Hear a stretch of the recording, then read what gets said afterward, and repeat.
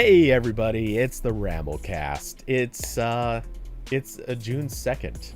Last I checked, there's one every year, and we're having one this year right now. And it's summer. It's hot in the tiny little room I am talking from, and as I understand it, Corbin's staring out at rainy weather. It is very rainy outside. That's why my lighting's terrible. Uh, yeah, you people who aren't lit AF. Here I am with my softbox, my lamp, and sadly no other lights. I really need to solve my lighting issue with this room. Or rather, lighting issue with the green screen. I'm gonna open the chat. No one has spoken yet. But hello to those who are viewing. How dare they? Which, by the way, as usual, topics are welcome. Feel free to raise subjects either here or in the RambleCast Discord. Yeah, because we came with the minimal amount of topics. I'm going to quickly do the micro rant, and very micro, because me and Corbin were actually trading lots of ranting before going live. So I will just say, do not ever let people talk you into doing free work and claiming it's going to be for exposure. Don't do it. Just don't. I am prompted to say this because and anyone on the Discord knows I've recently just seen a barrage of stupidity coming out of the Nextdoor social networking site, of course, for neighbors, if you're not familiar with it. And I just saw someone of we'll just say low ethical standards asking for a photographer to come work for free at a political event. I'm not going to specify too much, but we'll just say very much for a political party. And they're pushing the idea that a local photographer should come work for free and build their portfolio. And they're defending this rationale that on the basis that the event is quote unquote non-profit and they rely on local donations, which I can tell you with some degree of certainty that's not true. Anyway, even if they're working for local donations, some of those donations should probably go towards paying a photographer. At a bare minimum, should pay for gas, should pay, equipment rental, something should be paid for here. Anyway, just thought I'd get that off my chest. Do not do free work. You don't need to. Someone out there wants to pay you to do real work. And it's very notable that when you do free work, let's be honest, people don't care about what they get from you as much as if they pay for it. When they pay for it, they actually value the thing that they're getting. They don't value you if you work for free. Anyway, Austin has an idea for an app, which I'm sure he would also like to see built for free. No, I'm kidding. And yeah. And Cody, on that note, you can expect my billing for all these RambleCasts within the week. I knew that was coming. My hourly rate is $100, so, or I will take a royalty of 80% of all of your Twitch income. All right, so. Agreed. One of those numbers is bigger than the other one.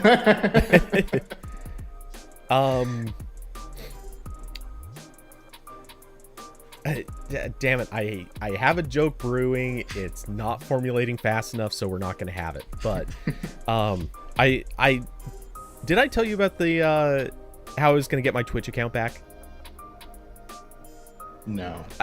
It was kind of mentioned last week, but I think the thrust of it was saved until after you were off. That Florida law that got signed in about what was it? Social networks deplatforming.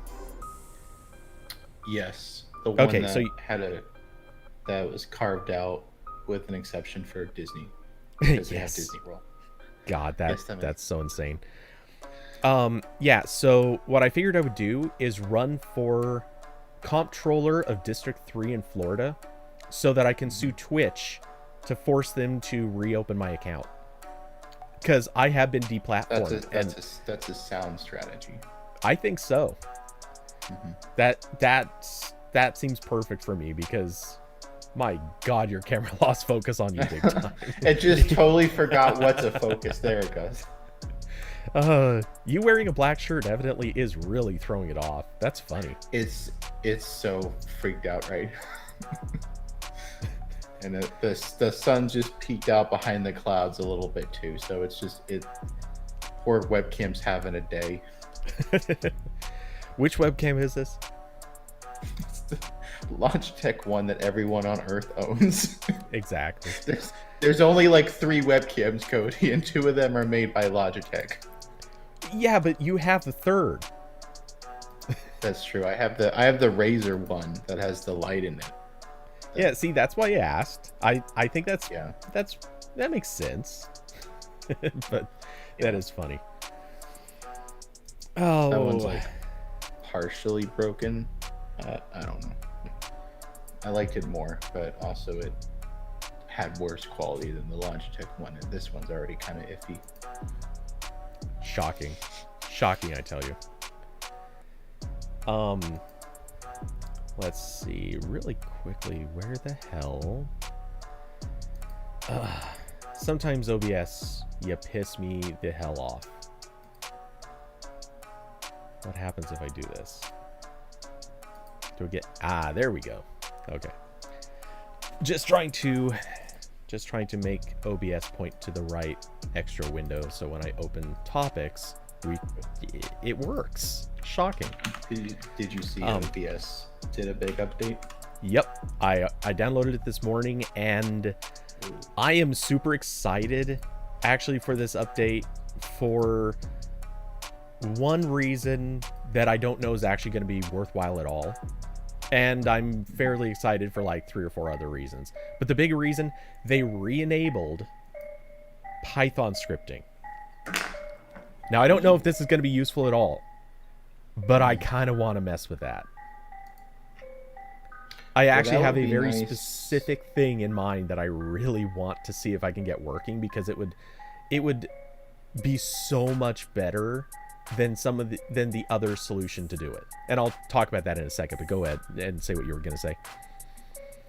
Well, Python scripting would fix my biggest issue with OBS, which has been there's no screenshot button, which still I'm like, that would I should probably learn whatever programming language OBS is written in and just try to do a pull request myself.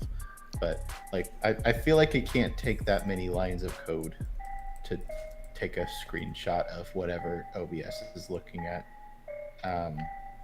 So when I was doing my review, when I was doing reviews of like TV stuff, and I'd have the capture card hooked up to my PC so I could record video of like the TV UI and stuff, like I'd want to take a screenshot too. So what I ended up doing is I made a I think it was just like I was using FFmpeg and just a bash script, and it was like I would hit record in OBS for like 1 second and then stop recording, and then I made a script that grabs the first frame of that video file and turns it into a PNG for me, and that's awful. So, but if it has native scripting now, maybe I can just add my own button, because I'm sure that's probably not too difficult to do. But yeah, I like that they added undo redo. That's nice. I like that they support Wayland on Linux now.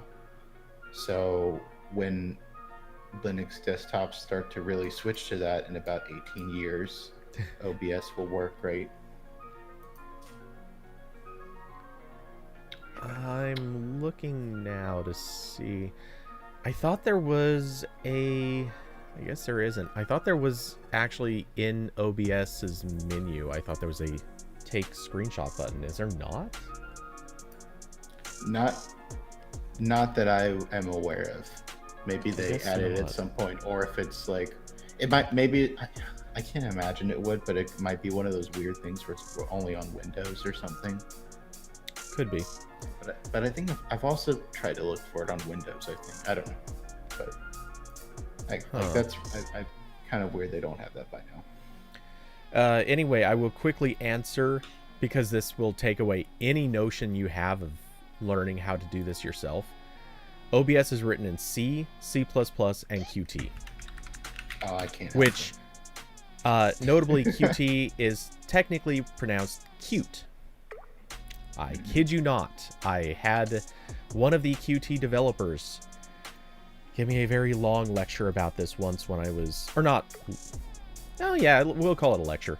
But yeah, when I was at a BlackBerry developer conference, yes, I went to a couple BlackBerry developer conferences. Boy, do I regret that. But yeah, he made a very clear point of telling me how it's pronounced cute. And I rolled my eyes straight to him, and he's like, "Yeah, I know."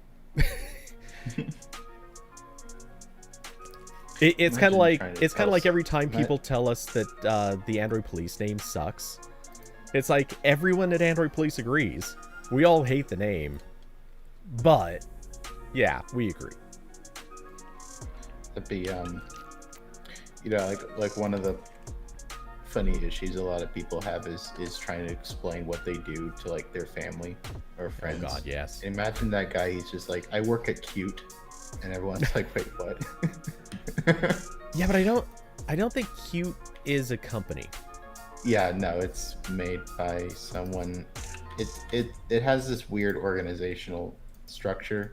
Exactly. And I know they've had like tussle fights with some KDE people recently over licensing.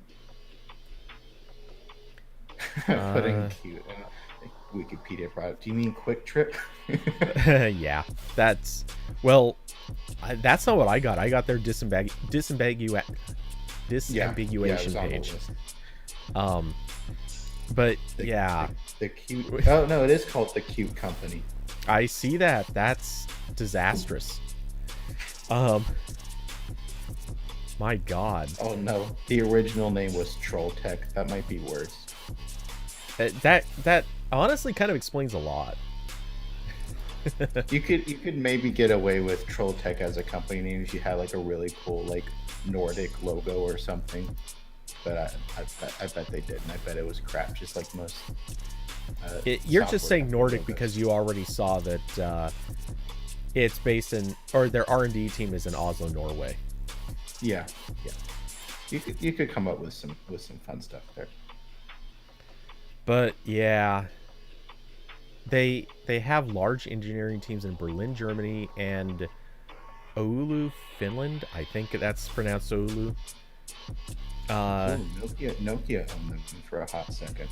Yeah, that was definitely a thing. And actually, that's there's some weird background about how that actually became a big part of BlackBerry's development environment. Or, well, one of them. BlackBerry at that time was pushing web wrapped, or basically, oh damn it, what was that framework for? It was basically web wrappers for local apps. About Adobe Cordova. Air. Oh, No, it was Cordova. Yeah. Cordova phone gap. Yeah. They were pushing that. They were pushing C++ plus Qt, which, as I say that, sounds really weird. And not JavaScript. That was part of Cordova. What was the other thing they were pushing? Damn, now I don't remember. Oh, that's good. Oh, Android apps. That was the other thing. Technically, there were 4 things, but one of them was just so far from working that it didn't matter. Like, you saw their, like, they had this design, kind of like a train station, that was showing each of the different programming environments that you could build apps in, and where each of the different, like, chunks of their framework and SDK were. And it was it was sort of like looking at the browser, like what browsers support, because you would just see every different framework was in a different place. They were all slightly different, kind of messed up. By the way, hello to Curvy, how's it going? But it was laughable how insanely far behind one of them was. And again, I wish I could remember what it was, but holy God, like the other three were pretty far along, and then this fourth one was just like, you could tell it was just getting started. They weren't bothering with it. Yeah, BlackBerry, man. What a company. There's no mystery behind how those guys failed. You're gonna love when I wrangle you onto my podcast to talk about 90s Apple operating systems, because it's shit like that, but for like 10 years. Yeah. I'm shocked. I'm shocked Apple ever like dug themselves out of that trench. If you bring up the topic that I'm like 90% certain you will, I'm actually going to credit another company for that.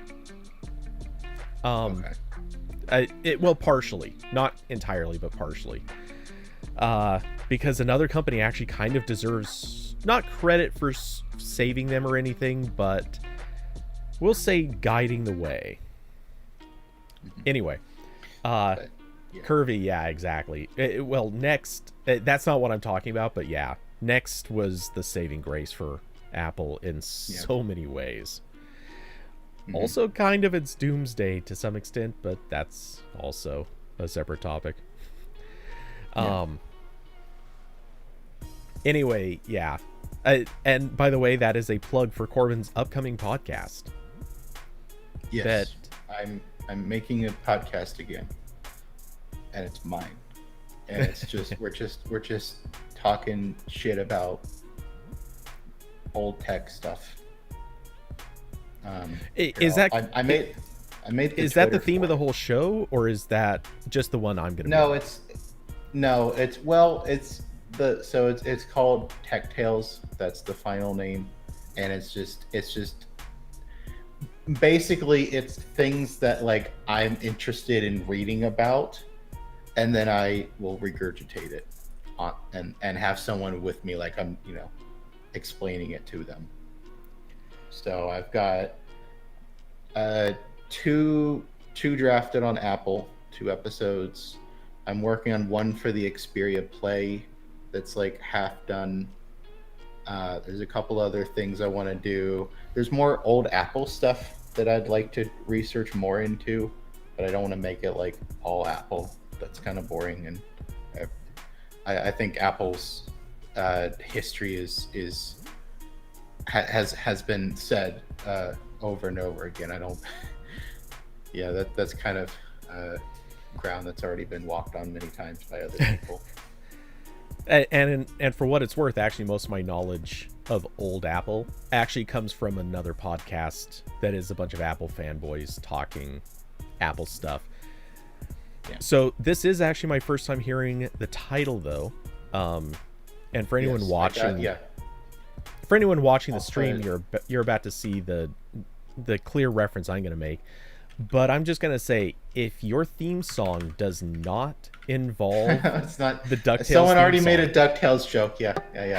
It's impossible not to. I mean, it's literally impossible not to suggest this. You say it's impossible, but it's very possible I would get a cease and desist from Mickey Mouse.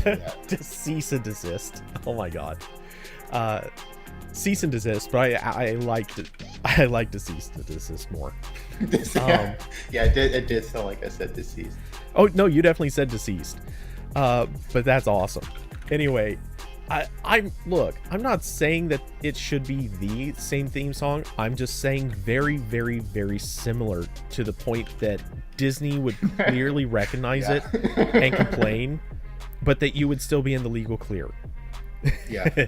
I'd be like, what's DuckTales? I've never heard of that before. What are you talking about? And on that note, I'm actually switching back to normal view, because God knows they're probably gonna they're probably gonna send me a DMCA takedown just for the fact that I showed an image. You're gonna get smited. Screw you, Disney. So I put the Twitter handle for it in the chat, and then I'll put the link to it in the RambleCast room on your Discord. There's nothing there yet, but there will be. There's nothing there yet, but there will be. Yes. Well, I will give you your second follow. Yes. Excellent. That's 100% growth for today. I think that's going to be my second time being the second follower on Getting something. on the ground floor, Cody. Yep, damn right. Yeah, what were we on? We're talking about software stuff. Yeah. Kirby Mermaid said, I actually learned this morning that Windows 95 and 98 was just MS-DOS with a GUI on top. Yes, it was. It very much was, yeah. Yeah. Because Microsoft was, they tried a couple times to bring NT to everyone, and it wasn't quite baked yet. And they were almost going to do it with 2000, and at the last minute, they were like, I don't know about this. And then they made ME instead, and that worked out much better.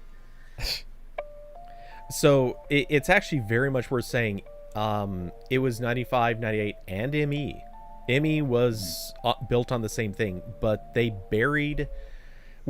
progressively the MS-DOS aspects more and more. And with ME, they technically integrated a bunch of stuff, but it wasn't like... It didn't replace what it was. It was still the same thing.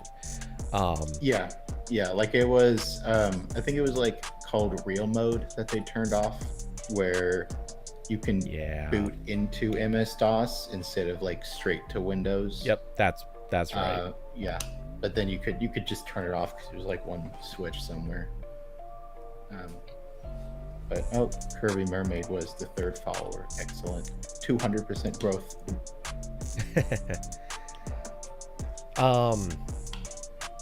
But yeah, God, Windows back in the day. Hey, when you do an episode on Windows, you may have to drag me in too, because holy crap, okay. I've been using it. I'm gonna drag you into a lot, Cody. I imagine so. I'm gonna drag you in because the IOUs have been stacking up from all these RambleCasts. I'm about to cash in. There you go. You need to set aside 2 weeks to do absolutely nothing but record. Just gonna give you a heads up now. That's not that big of a deal for me. Kirby not like... said 2000 had NT. Yeah, 2000 was NT. Yeah, 2000 was definitely NT. Technically NT 4.0. Because the last version that was named NT 2000 was NT5, wasn't it? Wait, was it? Oh yeah. You're right. Yeah, because NT4 was the one they made sort of alongside 95, and that was updated for a while. Yeah, I don't know how many like big differences there were, but I know NT4 was very much just NT 3.1 but prettier. Mm-hmm. Like they did do some changes, but it really wasn't significant. Yeah, I've not used Windows 2000. I have used NT4 because it had better support in some kind of virtualization app, and I wanted to see if it could run some software better than trying to run Windows 95 in VirtualBox. Got it. Because NT4 had a much longer support period than 95. Yes, it did. So I obviously I started with MS-DOS and Windows, went through all of the versions up through 98, and then I jumped to 2000. And from there, I'll tell you, I did not switch to anything else for a long time. 2000 was the perfect version of Windows. XP came out, and XP was gutter trash. You keep talking. I'm gonna get water. Okay. XP was truly gutter trash, at least until Service Pack 2, which of course the classic joke is every version of Windows is trash until Service Pack 2, which is why Microsoft no longer has Service Packs, and Windows has remained gutter trash ever since. See, they just need to release Service Pack 2 and I might consider going back to Windows. But anyway, at this point in history, I just stayed on Windows 2000 for the longest freaking time. I eventually did switch to XP after, I think I switched to XP right around the time that Vista came out. And then I never went to Vista. I technically used it a couple times, but never on my computers. Or not really. And then 7, I think I finally installed 7, or I think I got a computer with 7 installed. And then when 8 came out, I jumped to 8 immediately. But yeah, I did as much as I could to try to avoid their bad versions. So I went nowhere near ME. I was in college when ME came out, and holy crap, I can't tell you how much I just saw all of my friends who were on ME hating the living hell out of it. They complained about crashing. They complained about software not working. The only thing that they liked was performance. It was a little better for gaming. That was it. It was a dumpster. Yeah. Well, okay. So, first, guess I found this at a Goodwill a couple months ago. It is a Windows NT4 workstation guidebook.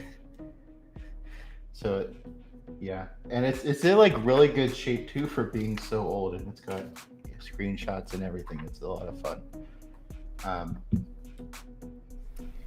Yeah, and when was this published? No one can see it because I've got the green screen up, but behind me I've got a closet that up in the top shelf of there I have a bunch of books, and you better believe it, there are a few really ancient books up there that, holy crap, they are in pristine condition. And I fortunately got them fairly cheap, but yeah, they are pristine condition books for versions of software that are definitely outdated now. Yeah. And okay, yeah, the thing is, nobody needs them. In 96. Nobody needs those books. No one looked at them when they came out. Like, it was a thing that you bought because you thought you might need it, and then you didn't. Like, this is the greatest thing about the web today. These books fail miserably because people are like, yeah, I'll wait until I need to know something, then I'll just search for it. So people stopped wasting money on books that are completely useless. Yeah, so I got this at Goodwill. I got a Windows XP book that is also in pristine condition, and it even still has the unopened like CD in the back that you put in. Yeah, for the. Yeah, that's the other thing that always remained unopened. Yeah, this book also has one of those, but it's gone now. Or I don't know if this was a CD or a floppy disk. If it was Windows NT4, that looks. That kind of looks like a floppy disk holder. Yeah, I mean, I could see putting either one in, but yeah, I don't know. Maybe it says somewhere in the book, put in the floppy disk to learn more, or something. But for whatever reason, a lot of times when they ship CDs, they would almost always ship them in paper envelopes. Yeah. I don't know if there was really a reason, but I like to assume it's because the people, like with the rubber or plastic insert like that, those seem to go with floppy disks. I think it was because the rubber was a lot more likely to scratch CDs. Or I keep saying rubber, it's plastic, but whatever. Yeah, I think those were more likely to scratch discs, which is why they didn't use them so much for. I see the front. Oh, well, you know what? I probably should have looked at the front cover. It says. Because right here it says book and disc. Yep. So, mystery solved. Someone took the floppy disk out of this and didn't put it back. How dare they? I will also say, like, good 90% chance that floppy disk had its little right switch flipped over, and they used it to store stuff, because none of the files on those things were ever worth having. Yeah. But yeah, I have a book of this. I have a book of Windows XP. I have my favorite computer book is like really old CSS, or not CSS, but like just general web design book, but it's from like 2004 or something. So it's like a reminder of this terrible past we used to have, where you couldn't render custom fonts in the browser. Like, it has this whole chapter on using like a Flash plugin that would generate the text and then put it in the page. And also how, like, if you wanted a box with curved corners, you'd have to make each corner in Photoshop and then stick it on there. But then, like, at the bottom, be like, but in the future, this cool thing called CSS3 will just do it for you. It's great. I love that book. It's a terrible reminder of the past. Oh, yeah.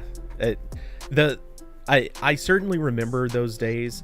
One thing I really painfully remember, and this comes a little bit later in history for sure, but I remember actually working a contract job and reading about all the promises of JavaScript 2.0.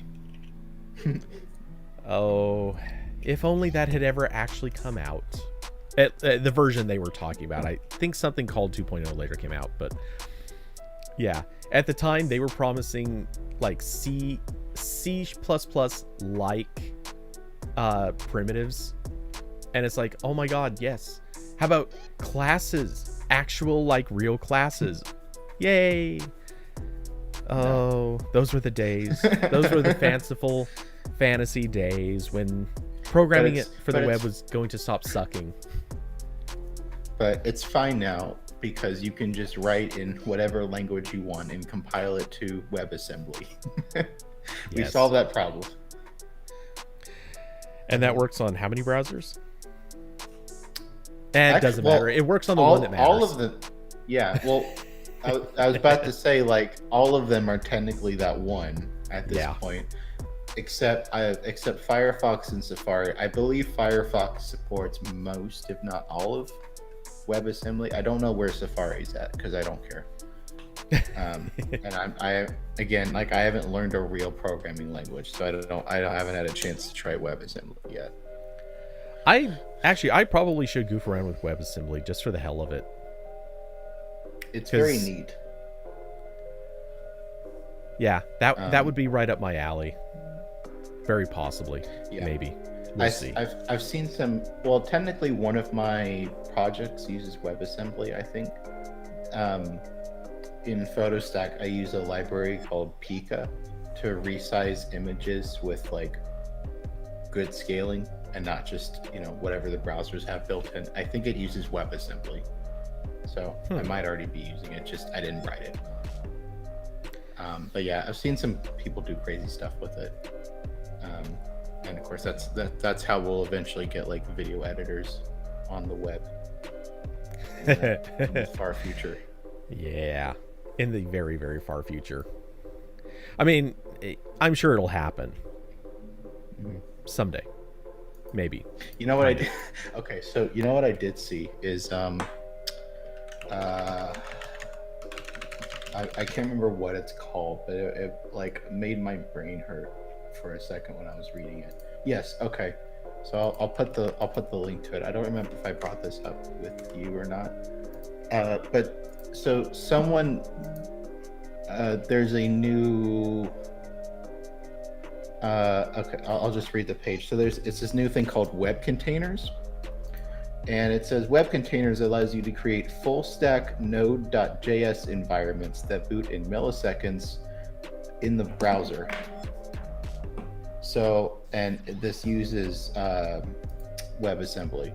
So we're taking Node.js, which is mostly JavaScript, but we're running that in WebAssembly instead, and then in the browser. There's a lot of layers to this, but yeah, and I'm sure it's still 1,000 times faster than running Node normally. It is absurdly fast. Like they were doing. That's the difference of compiling it. I mean, it just is. Yeah, and it runs in the web.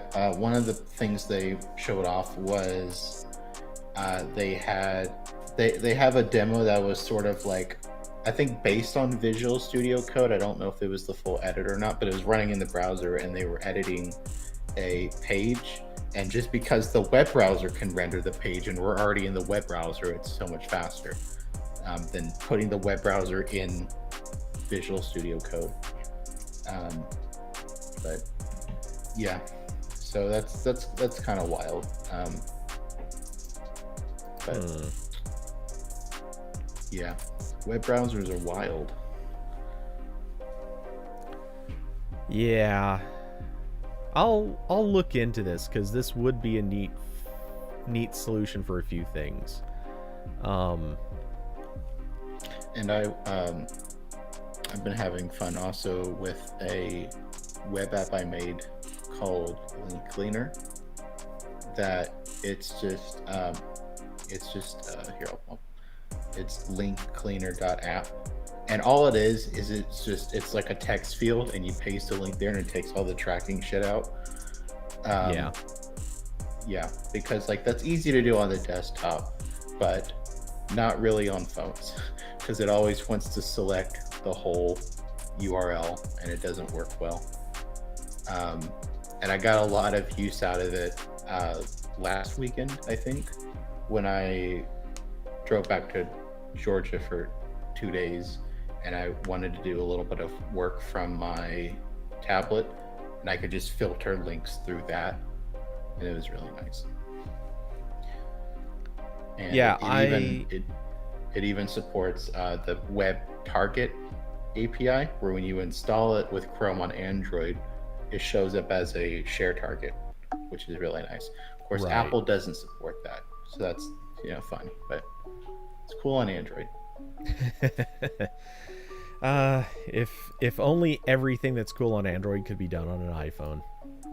Yeah, one of my friends did make a Siri shortcut that fixes that, because you can make a Siri shortcut that sends the URL to the web page. So I have to copy that and link it on that page, but could just be native. Yeah, there's a lot of stuff I've wanted to do with Android in terms of like creating sort of little middle tools, but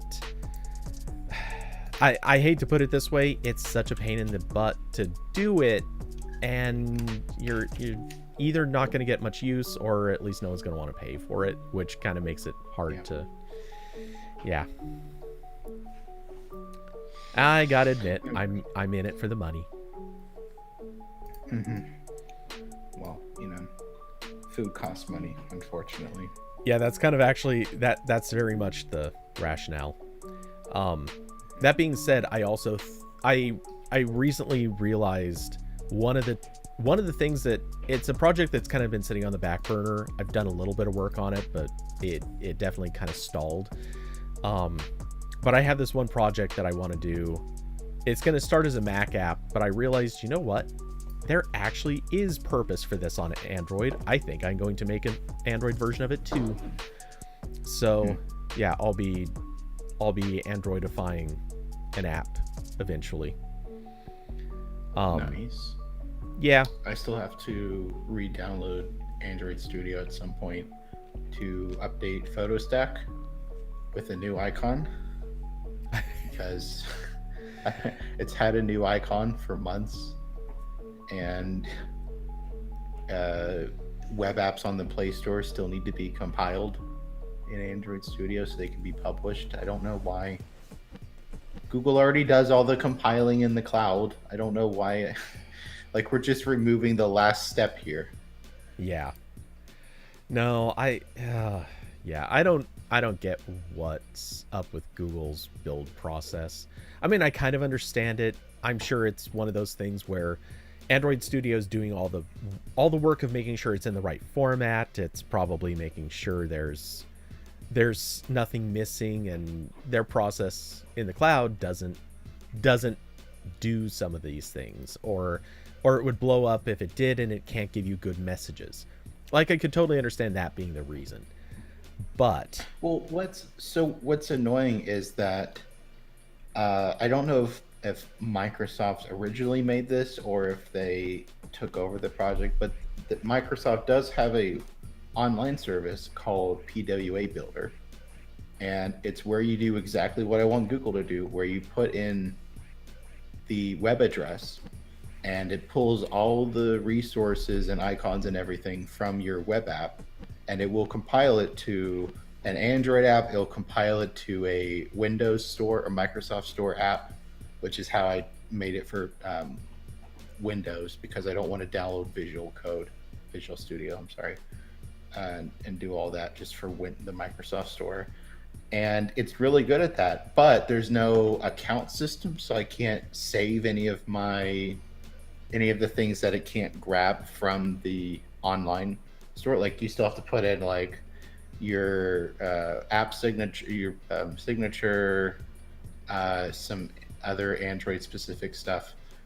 So it's not quite there. Like Microsoft built it. It's there. I think it's mostly, if not all, open source. Google's even contributed to it. So I don't get.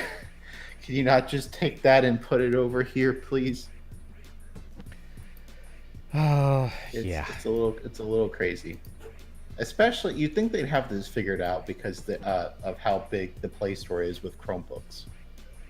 Like this should not be that difficult.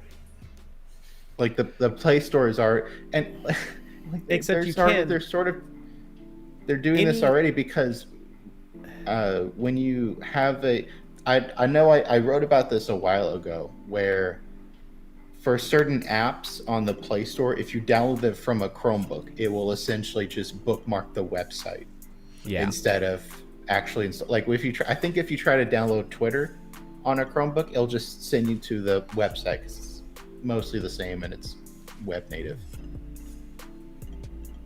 So it's like there's already like most of this infrastructure in place. Just do the last mile, please. But last mile is the hardest part. Always is. I know. That's why Google Fiber is like half a mile from me. It's not here. Exactly. I had no idea before I moved that Google Fiber has a list of every single neighborhood that has Google Fiber on their website. That would have been helpful to know. Would you? Okay. This actually makes for an interesting question. Would you have chosen to move to a neighborhood with Google Fiber? And would you have signed up for Google Fiber? It would be one of the factors. Like, I was, when I was spending like a month trying to find an apartment that I liked that didn't cost $3,000 a month. Yeah, and for sure, I'm not suggesting that you would have moved just for that, like pick just that neighborhood, but yeah, it would have been really nice to, like, it would have been one of the higher up things that I could filter for with these places. And this brings me to the second question: Would you have made a point of checking what else is available in that neighborhood beforehand? You see where I'm going with this? Yeah. Because I gotta admit, as great as Fiber sounds, I have so little faith that Google's not going to kill it or sell it off or I'm sure they'll sell it off if they do anything, but yeah, they just don't seem to care. I'm not sold on the idea that like Fiber is going to die anytime soon. I think like if they want to get rid of it, they'd sell it off. But like I think now it's like they're not really expanding, but they're like it's revenue coming in, it's probably fine. Yeah. But Yeah, especially because like there's so many things that were difficult to find out before I got here. Like, and that would have been one of the things I could actually know. Like before I didn't know what kind of internet was here until I already did the application and I was approved, and then they told me what the options were. And of course, like I don't know what speeds are for all those. That's why like I signed up for AT&T DSL originally, because the only other option was Spectrum, and I couldn't figure out from their website what it actually was. Now I know it's fiber, so I'm going to switch to them at some point. But that's been fun.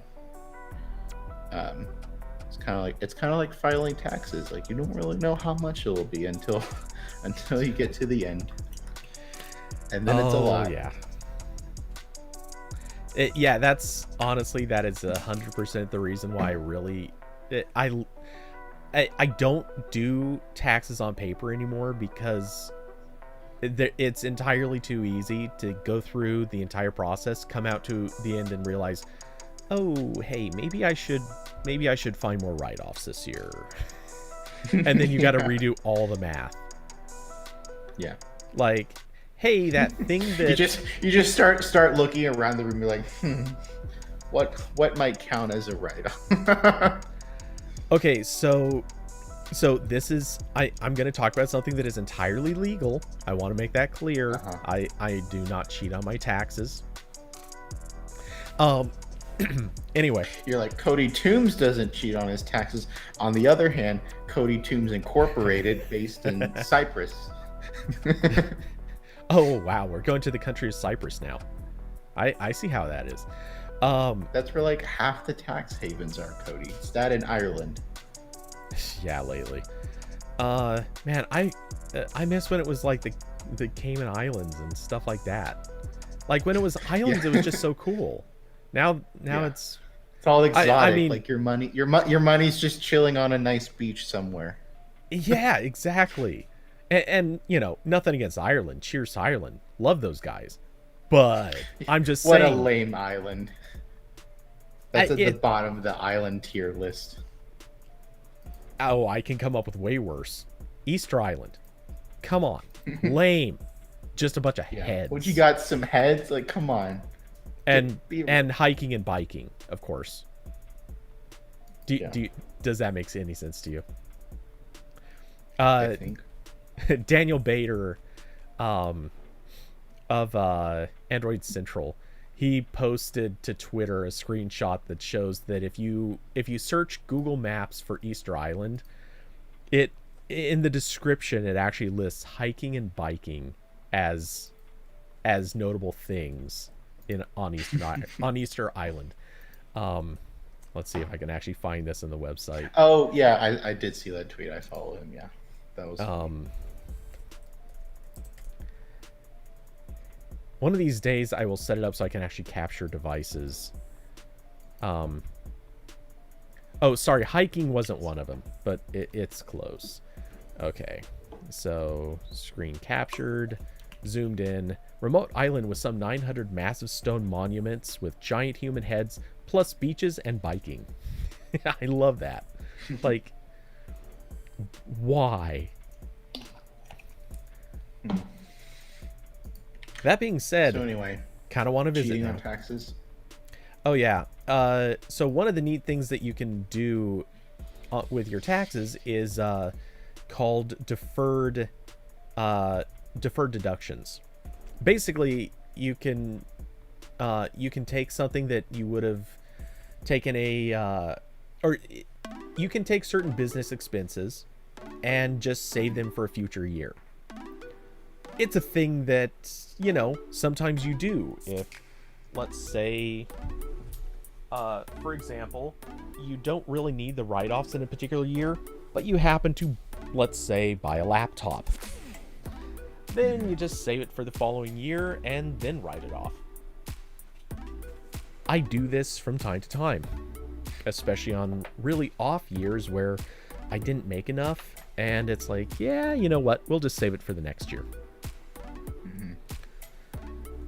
I don't think I've ever hit the the limit where itemized deductions become more valuable than just the general write-off they give. I forget what the amount is, but yeah. I don't see how that's possible. That's what TurboTax tells me, Cody. TurboTax is pretty wrong. They must be right, Cody. They basically are the sole reason our current tax system exists. I mean, they actually that's not untrue. TurboTax No, literally is. Their lobbyists make sure know. that the taxes are fucked up. I despise giving them money. I have That's I why I have the don't. same like I have I have the same like gross feeling in my soul as I do when I order something from Amazon. I don't even give them my my tax information. I was using H&R Block until they pulled some hinky crap this year, and so I switched to, and I hate the name, but Tax Slayer. It was recommended. I no joke, this was recommended on the IRS's site. So, you know, I'm using a legitimate service that's been around forever. The name sucks, kind of like Android Police or Cute. But yeah, the Cute company. Dear God. Yeah, anyway, it sounds like something that'd be on Sesame Street. We're gonna go to the Cute company. Sorry. Anyway, wait, hold on. We will somehow make fun of other things you enjoyed in your childhood. I swear. Apologies to DuckTales, early versions of Windows, Sesame Street. Windows gets no pity for me. I'm sorry. Yeah, that's true. Well, old Windows gets pity for me. Current Windows, go F yourself in the software hole. I mean, like, if I could still use Windows 7, I'd probably still use it. I know people do that, but they're idiots. I know. I feel like I know who you're talking about. Well, we're not going to say it out loud, but yeah. Yes, but also just in general, anyone who does that, I'm sorry, you're an idiot. Don't do that. That person really is. And I hope he keeps doing it. Anyway,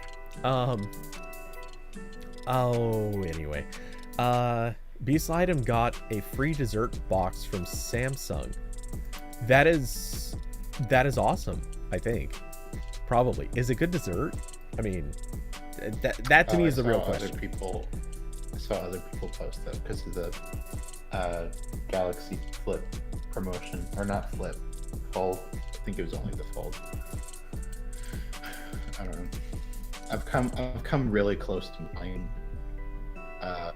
the on sale Galaxy Folds a couple times because like it's really neat.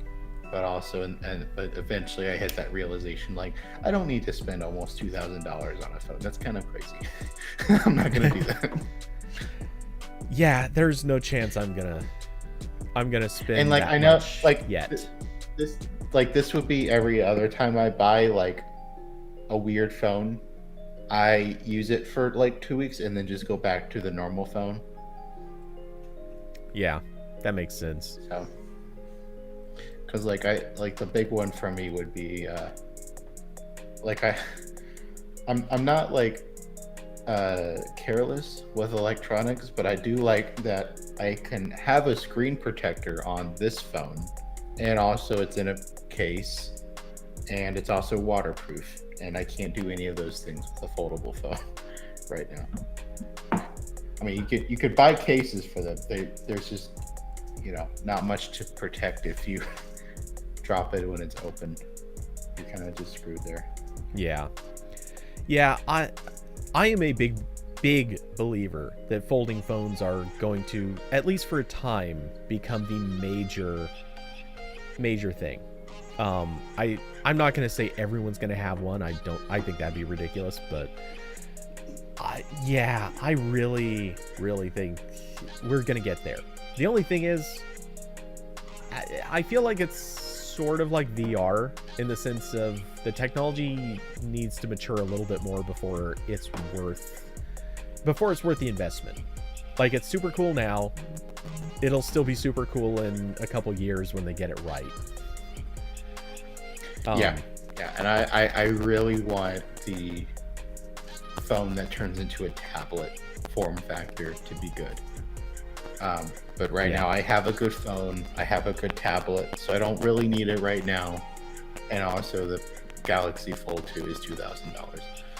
But at some point, I don't care at all for like the tiny phone that unfolds into a normal phone. I don't care about those. Yeah, no, that's... I mean, I get it. And I would even kind of want that in certain scenarios. Like if I was going...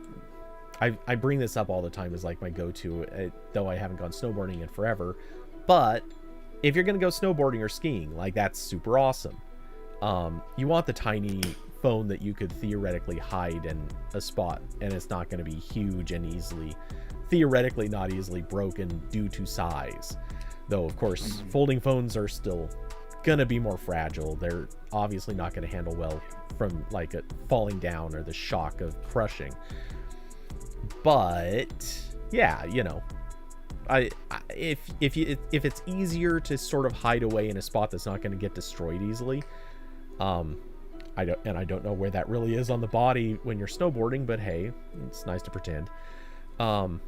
Still, that would be a nice thing. Yeah, like one of the arguments I hear for that form factor a lot is like it doesn't take up as much pocket space. Like you can put other things in the pocket with the phone, but also like I'm a man, so all of the pants I have pretty big pockets. This isn't an issue for me, and I'm not going to put nothing goes in the pocket with the. I think even if I got one of these, nothing's going in the pocket with the phone. I'd be too terrified of like the key, my key getting like jammed in between and breaking the phone. Maybe okay. If, like I just had like paper money or something. I don't know. Okay, so just to throw this in there, I know this isn't necessary, but I feel like it needs to be said. You just said because you're a man, you got big pockets. I'm just gonna say, look, I lived in Vegas for a few years, and I used to be a moderately frequent club goer. I'll tell you, not skinny jeans, but at least tight jeans. It's a thing. Guys still have them. But yeah, that being said, lowering my desk. The elevator move. Yeah. Oh, I can do an elevator here. Hold on. One of these buttons will turn on. Oh no, it's the other one. Wait. This is why I should have put the control panel on. There it goes. Okay, bye, buddy.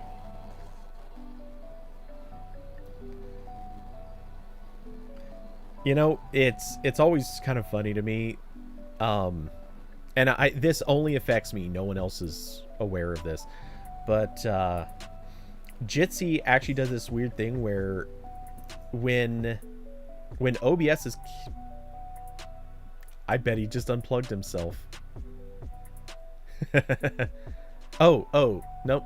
There was, okay, I didn't even see Austin mention the static on the mic. I reconnected. That makes sense. For a second, I thought you had disconnected yourself by accident. Oh. No, I'm trying to find the... Okay, I think I clicked the right button for it to go back.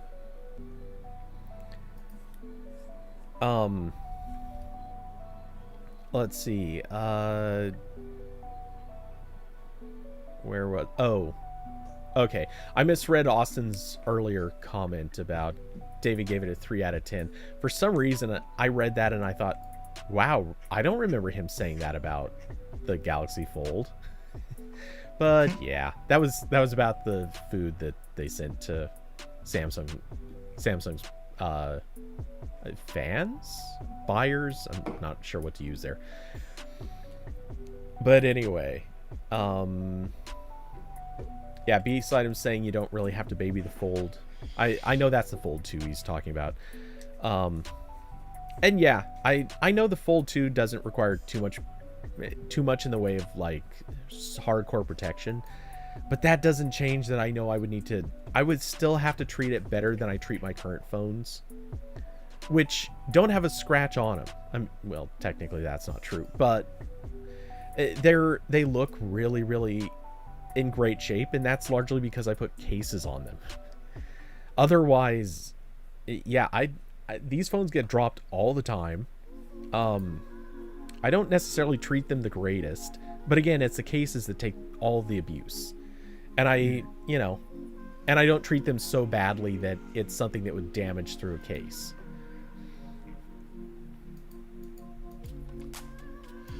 Yeah, and again, like, I'm careful enough with my stuff where I don't really need a case or a screen protector or anything, but I paid all the money for it.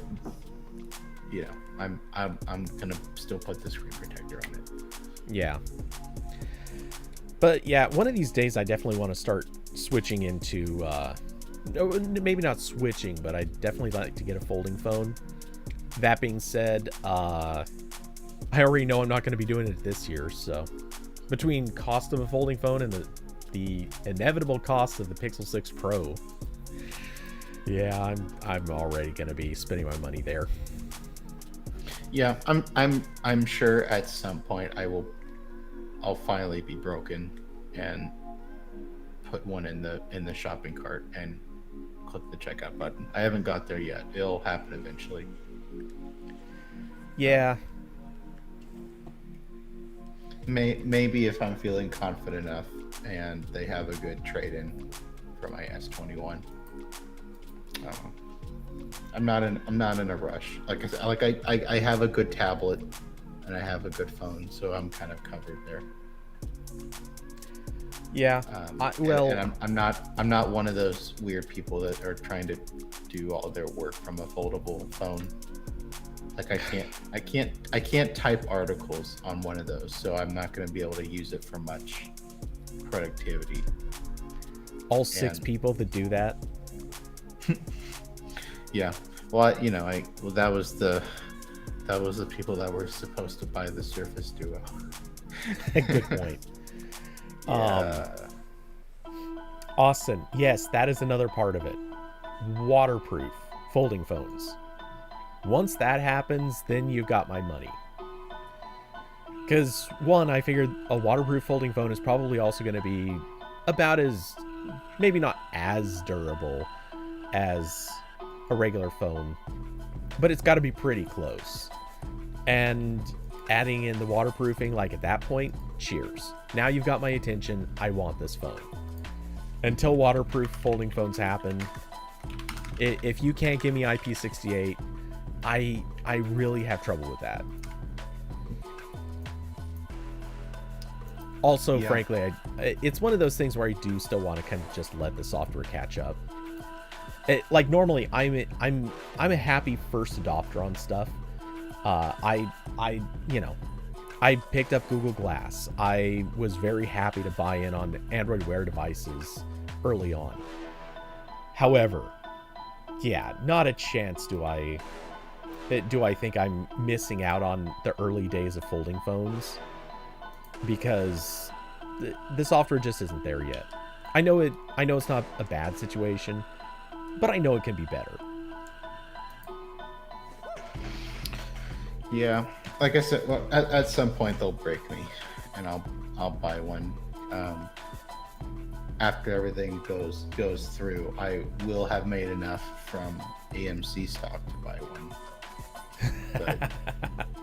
But that's also like almost 2 months of rent, so I don't know. Yeah. So. Well, you could always keep an eye out, because you know what's coming. I know you know what's coming. Prime Day has been announced. Or has it actually been announced? Don't have say the those dates just cursed leaked? words in my home, Cody. Oh. Yeah, no, Amazon did confirm it a little while ago. It's what, June 21st, is it? I think. I probably need to put that in my calendar so I don't accidentally do something that day. Yeah, it's June 21st, which is a Monday. So yeah. This is, I guess, the unsponsored pitch for Prime Day. So, you know, if you want to look at some mediocre deals that no one gives a crap about, or actually go hunting for the really good deals that are on Amazon Warehouse on that day that are going to go in like 25 minutes, then that's a great, then just heads up. June 21st. Yeah. I will say, like, every time there's always like a handful of actually worthwhile sales, like stuff that is actually like an all-time low, or you know, or an Amazon product. A lot of the big ones are always Amazon stuff. Like, it's like, oh, you know, they made the Echo Dot like $1 or something. Which, like, if you're into Amazon stuff, like, I guess that's cool. But I'm, you know, whatever. Austin brought up the infamous camera pricing error. Dude, no, that one infuriates me, because I wish I could have gotten in on that. Yeah, there's always like 3 or 4 like good things, and then the rest it's all stuff that was already on sale, or it stopped being on sale for like a month and then it's on sale again for Prime Day. The Keep a browser extension is a godsend for these events, because it will tell you if Amazon is lying.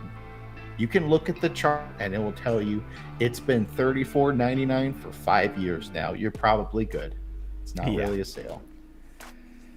Yep, exactly. Well, and it's like, and also what you got to do for all of these is you decide what you want before. Oh, okay? Yeah. You don't let any of these 10% off deals tempt you. You go in with a mission. And whether you end up buying something or not, at least you didn't, give Papa Bezos more of your money for something you don't really need. And that's how you win at sale events. Yep, exactly.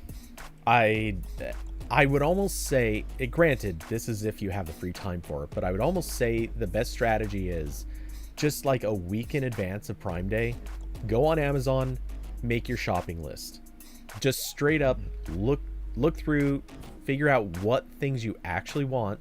And granted, there may be special scenarios where it's like, I want a category of a product. Okay, you can watch for that category, but generally speaking, just pick specific products, search them, find them, mark down the prices, maybe even use like an extension or something to watch this stuff. But yeah, if you're buying anything outside of that list, you're a sucker. Sorry, no offense, but like, yeah, just lock it down. And I mean, don't get me wrong, you can watch and be like, oh hey, I forgot this particular thing, I do want it, and it happens to be on sale. Okay, I'll get it after all. Like, obviously I'm not saying don't buy anything outside of your list, but try not to. Yeah. Chances are you don't need it, you don't want it. If you're not thinking about it, it's not that big of a deal. Yeah. And actually what Keepa lets you do, if I can be a shill for them once again, is it lets you set alerts you can set a threshold for when an item goes down to a certain price, and they can either email you, or I don't know if they have an app, but they have some kind of notification system, but the email is probably the best one. And you can just, have all that set up beforehand, and you can set the price you want to pay, and it'll send you a thing if it drops to that one. The alert might actually be better for a lot of stuff, because a lot of the better stuff is timed for like a couple hours or something. So if you just check like your Amazon cart once a day after you dumped all that stuff, and that might not actually catch everything. It'll catch most stuff, but there are some that are trickled in throughout because Amazon wants you to keep checking the website. And as I say that, I'm going to put in a keep alert for the full 2. We'll see if it goes down any lower. Although I do see that, it's actually like kind of out of stock right now. Are they done making that? Wait, this is the renewed one. Okay. Stupid Amazon. Give me the listing I asked for. And for anyone watching, if you haven't already seen it, I actually have the Keep extension, or I have an Amazon page open right now to Barking Kittens, the expansion to Exploding Kittens, because it's awesome. Anyway, I've got the Keep extension on screen and kind of just showing what it looks like. We're straight up like free shilling for this thing here, but Keep is incredible. It's awesome. Like that's legitimately how I do my job, and how I can tell the difference between, is this something I can feel good about telling people it's on sale, or no, it's actually been this price for 2 years. Yeah. But yeah, it just the fact that it shows you history. You can see basically the entire history that something's been available and what prices it's been at. Like, just for example, right now, it's funny because I got some sort of alert that Barking Kittens was on sale, and very recently. And as it is, I'm looking at the history, and it's like, no, it's been this price for 3 months outside of a few weird spikes. So no, this isn't on sale at all. It's just the normal freaking price. Or technically, if you go far enough back in history, if you go back to looks like the end of 2020, like almost the actual end of 2020. It used to be its original retail price of $15. Now it's down to $12, and has been since the end of December. Yeah, not on sale. I can now know this. So yeah, it truly an awesome extension. And it's not the only one of its kind, but it's, I think, the best one because it puts it right on the page. There have been a few others where, like, you could go, I forget what the name of it was, but one of them you had to go to a website in order to see it. I know Honey does this sort of. Oh yeah. Honey, well, Honey's weird though. Yeah, I don't. There was another one that you had to click the browser extension button, and it had a drop down that showed you stuff. And I remember really liking that one for a long time, but I think I uninstalled it. I'm gonna look right now. Yeah, they support email notifications. They'll send you a Telegram message too. I honestly did not know that Keepa was doing good notifications these days. That is actually kind of useful knowledge. And they support RSS. They've got everything. What else more could you want? Let's see. I am looking through, and I. Austin said camel. Yeah, that I was just gonna say camel. That's the one. I think which I still use. Huh? I think they're pretty functionally similar. Yeah, they are. I don't use it that much. Yeah, well, I'm getting closer and closer to just taking camel out of my workflow, because I don't know if this is a thing Amazon sellers are doing, or Amazon itself, or if it's camel, but man, I get so many price alerts saying, oh, it dropped down to such and such thing, and it's always just a few cents below what my threshold is. Yeah. And then I go check the page, and it's like, no, it didn't. Even camel says it didn't. So I'm getting these price alerts for nothing. I don't understand why, which is sus. So yeah, I'm getting real close to. I don't think I've noticed that, but I've also never had like a large amount of things being tracked at once. Like usually what happens is I set something up for tracking and then 2 weeks later I get sick of waiting and then buy it at whatever price it is at that time. Oh, I wish I could yeah. say that. Like the only thing in my tracking right now is the Z Fold 2 that I just put in. I have the Logitech MX Keys keyboard that I want to try at some point, but not for the $95 Logitech wants for it at this moment. And then I also have the tried and true alert for the Adobe Creative Cloud Photography Plan 1 year code that I can then buy and stock up on. But not from Amazon. So, not gonna lie, I've got a big ass public shopping list, though I never share the link to this, so it doesn't do much good. But yeah, I've got so much stuff in this list. If anyone whose eyes are on the stream, you're seeing me scroll through just this long list, mostly photography gear, but other things like I kind of do want the Apple Magic wireless keyboard, the newer model. I've got the original. I've got a couple of games in there. I do have the Elgato Stream Deck because one of these days it would definitely come in handy. Yeah, I've wanted those, not even for any kind of streaming, just like it'd be cool to have hardware buttons that are macros on my computer. Oh, I mean, I would definitely use it for streaming, but yeah, it would be so useful outside of that because those things are really programmable. Like legitimately programmable.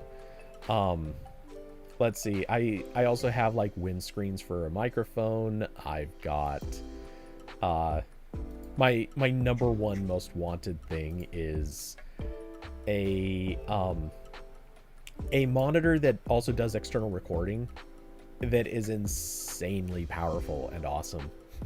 It's also without the accessories, this is still $600 and typically drops to $500. But yeah, it's a pricey little beast. So yeah, if anyone really wants to make a donation to the channel, I will share that link when I remember. I need to start putting that in my descriptions or something. And I'm sure people will come along and be like, "Oh, hey, here's a $12 game. We'll get them that." Mm-hmm. Let me tell you guys, Cody's drama is the best content you can ever get, and you're not going to get that while this can't be a job. So, pay up. Oh, something like that. You're not getting that sweet drama until Cody can burn all his bridges. Ooh, I gotta admit, it would be really fun to burn certain bridges. This, by the way, for anyone listening right now, or anyone who was here at the start of the stream when I said Corbin and I were ranting, yeah, we were trash talking, lots. Yeah, I think I've now burned one of your bridges. Nobody watches this show, so it's okay. Yeah, it's fine. Well, nobody that like no one who would care, like be bothered by it, watches this show. None of them are cool enough. No, we only let the cool people watch this. That's why there's not that many people. We're very selective. That's why I don't advertise super heavily. Mm-hmm. That and I have not finished actually the redesign that I really need to do for this channel, which technically actually brings me back to that OBS topic from way long ago. One of the things, just gotta tell you this, one of the things I really want to do is put on occasional animations. In fact, if you're looking at the stream right now, one of the original intents I had was beside each of our windows, there's this big, huge, empty space. I actually had every intent to have like animated stuff kind of roll through there and have things happen. I haven't done that yet for a number of reasons, one of which is just general time, But another reason is I wanted it to be more controlled. I wanted it to be kind of a structured thing, and I didn't want it to be necessarily constant, but I wanted it to happen from time to time. Well, the only way to do that in OBS currently, or prior to the most recent release, was to basically create a web page that loads all of these resources and just displays them, set up all your timing on the web page, things like that, which means a lot of obnoxious work. So I'm happy about the Python thing, because in theory what it would allow me to do is create everything and create all the scenes and objects in OBS and then just script them. That's it. Write one Python script that handles timing and things like that. I could even write like a simple front end that I could just click on things or even link to buttons. All of this stuff would be really, really easy with Python scripting. And it sucks with a web page that has to be embedded inside of OBS. So, yay. I can now very probably do all this stuff and it won't suck. Yeah. No, I will try it at some point to see if I can make this the screenshot button of my dreams. And if it's Python, do you know if it lets you do any kind of like interaction through OBS, or is it just like you click the button and it runs like a script somewhere? Okay, so like, that's actually a great question, because I don't fully know what you can do with Python. I'm looking at it right now. Let's see. Which I guess we'll even screen share. Oops. Wrong window. We'll just drag you in. So hold on. What's the OBS update that just got released? Is that 2.7 or 3.7? Or sorry, 27. We're on OBS 27.0.0. Okay, so scripting is away, blah blah blah. Scripts. Oh, that's right. You could also write them in Lua. I really wanted to look into that, because Lua is so much more performant and honestly a better language. Okay.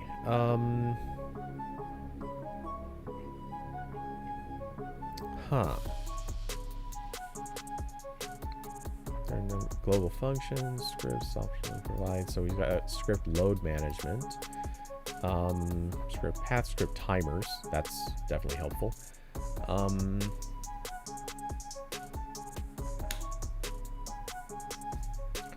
Okay, yay. So you can access scene items. That's really important. That gives me the thing I need to do my thing. You can enumerate sources. Okay. I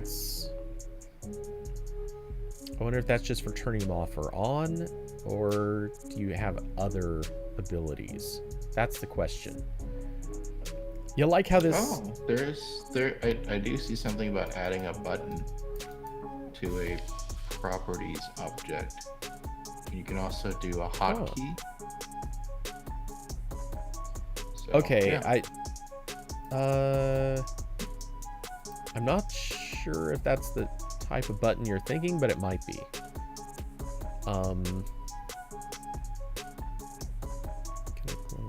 Oh yeah, OBS hotkey register front end. Callback takes parameter, a boolean press print. Nice.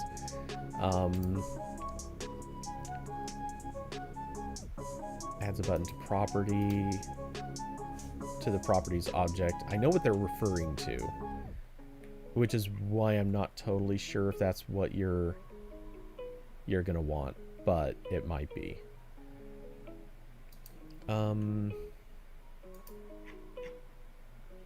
Oh yeah, okay, it should be. Yeah, that should work. Call data, cast a pointer parameter to a call data T object to an OBS source T object. Yeah, I'm not sure if you gain or I'm not sure if you can use this for access to the actual content of a source. That's where the sticky part on this is. Yeah, I'd have to play around with it. And that's probably something that should be a plugin anyway, but I don't have C++. So. And also, I don't want to compile code from different operating systems. Yeah. Well, I mean, you just have to do it for your own. That's true. I could be selfish. I mean, screenshot button, no one else. This is how I convert everyone to Linux. Look at this amazing OBS feature. You can't have screenshots. I mean, strictly speaking, I think you can already do this OBS filter saves images of the attached source. Yeah, there's already someone who wrote this plugin. Excellent. Shared in the RambleCast. Oop, sorry, that's in general. Don't mean it in general. Well, screw it. It's going to sit in general. That's okay. Yeah. And Okay, the person who wrote this updated it within the last year. Looks like technically 7 months ago for actual code, but there's CMake lists. There's a release for November 14th of last year, so that's yeah. That probably still works. Wonder if does this say if it's built for Windows? So that could be a problem. But you might, who knows? You might be able to just recompile this for Linux. Yeah, the sticking point I remember I ran into with GIMP is that not all of this software that supports plugins or things works when you download it on Linux from the like a flat pack or a snap package version where it's like containerized and they don't have the folder set up for that. So I don't know what the case with that would be on with OBS. Yeah, but I'll tell you right now. No, I'm looking at code and it's immediately obvious. This is definitely Windows only. Yeah, this is definitely 100% Windows only. There's just ASCII art of like a penguin dying in there. Is that how you could tell? Actually, it's literally the first two lines that read include windows.h and wininet.h. That might be a problem. Yeah. Though, for what it's worth, I bet the calls that these make are super generic and probably could actually be replaced if you just knew. Oh yeah, I bet if I knew C, the world would be my oyster. But sadly, I never learned real programming languages. It's okay, JavaScript's everywhere. I didn't need to. Yeah. That being said, I gotta say for real, no one should learn C these days. Like, if you're getting into a job that specifically requires it, yeah, go for it. Otherwise, yeah, no. C is a wonderful language, but not anymore. And the biggest reason that I would say that right now is because I can look through this code. I can read this code. I 100% could read this code. But the problem with this is I have absolutely no way to tell what windows.h or wininet.h are adding short of actually just looking at those separate files and doing like big string compares or using an editor that actually gives you like contextual clues telling you which things came from that. There's just no way. Like, you don't have you have namespaces, but they're not as useful. You don't have any good way to tell, oh hey, here's this particular method call, where does it come from? which include explains this. Usually the best way to do it, and I'm not kidding, is just to straight up remove those includes and try to recompile it. Just look for the errors and find out. Find which things or find which identifiers aren't recognized, and that's like, yep, that's the one. That's the one that I have to replace. But yeah, part of me thinks, as I'm skimming through this though, I could be wrong, but I think they included the Windows stuff only because I think they need it for files. If it's just for writing files, then this is easy. Like this could definitely be turned into a Linux thing with like 30 minutes. I'm still gonna make a shittier version that uses Python, Cody. Yeah, cheers, go for it.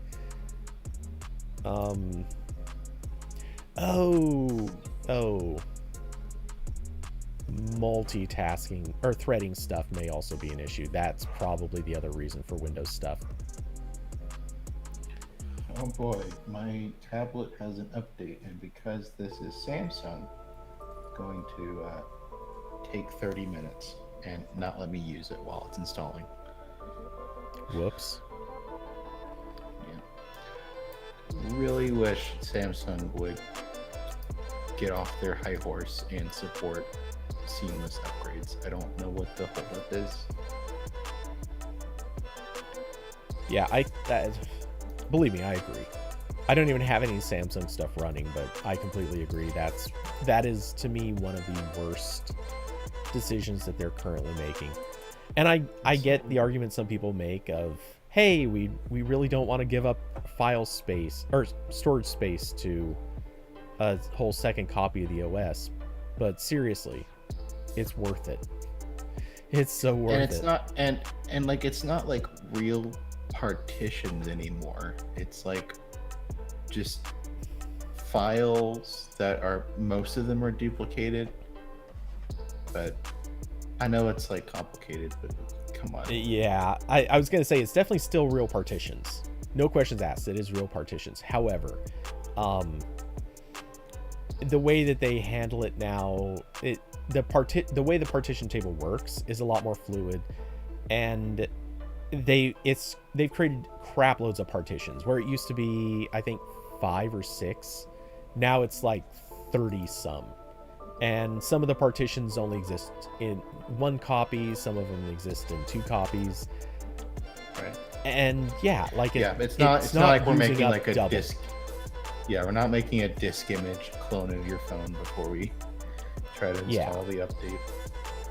Yeah, it's pretty optimized.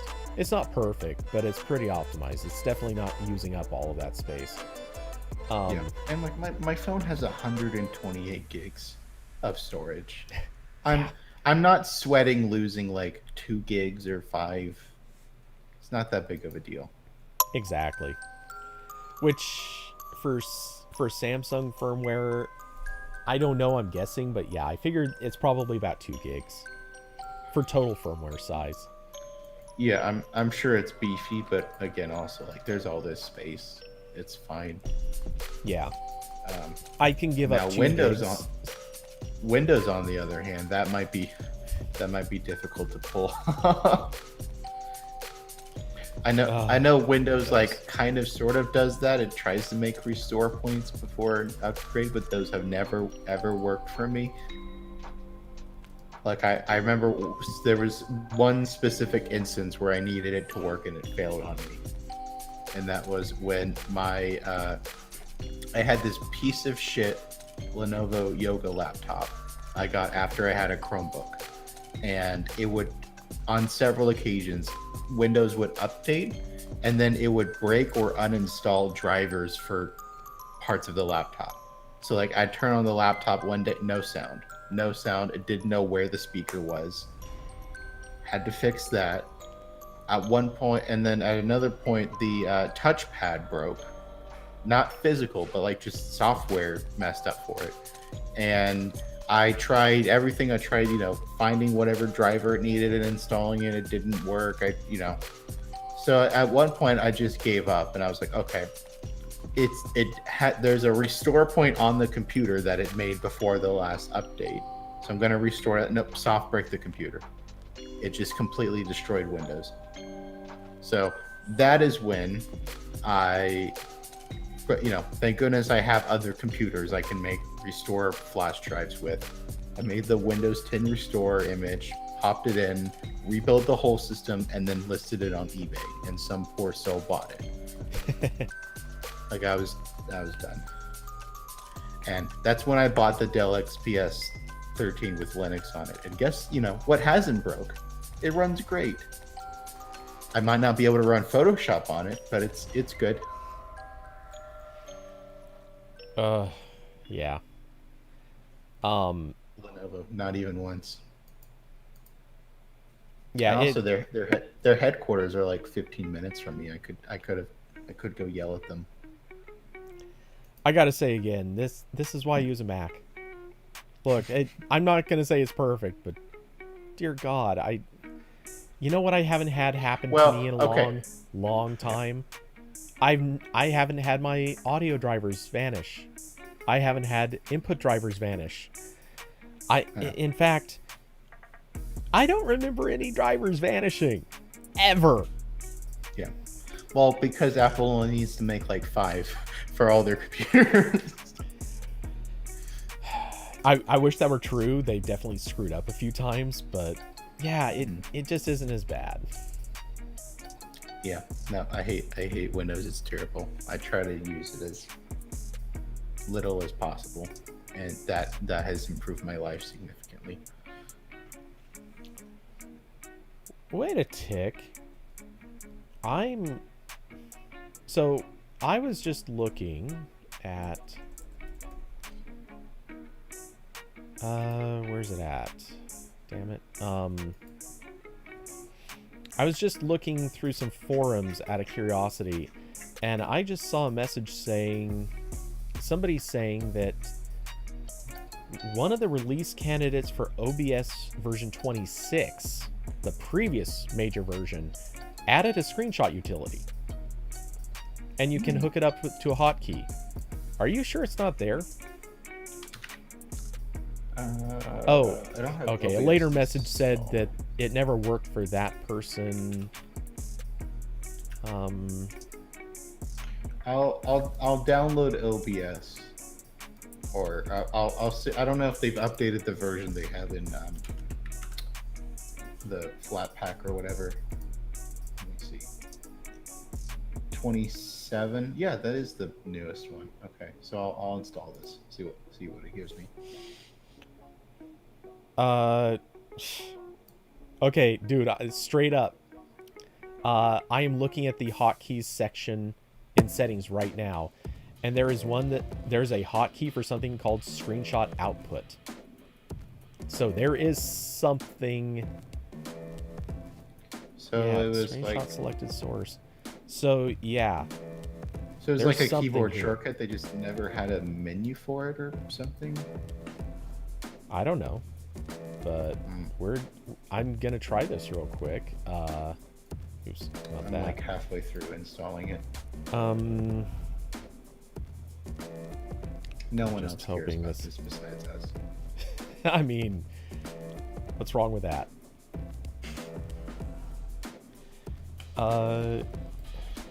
Really, can we not? I don't know what keyboard shortcut I want to use for this. So we'll use that, I guess. Tablet is done updating finally.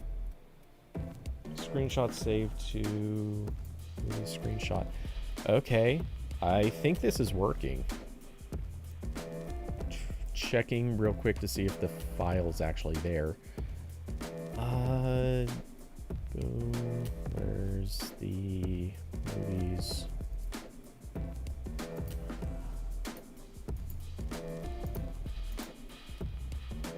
Totally works. Yep, you can just add a shortcut to it and hit it. It saved it for in my case, it saved it to my personal folder, movies, and then the name screenshot with a date and time. Totally works. I just checked it.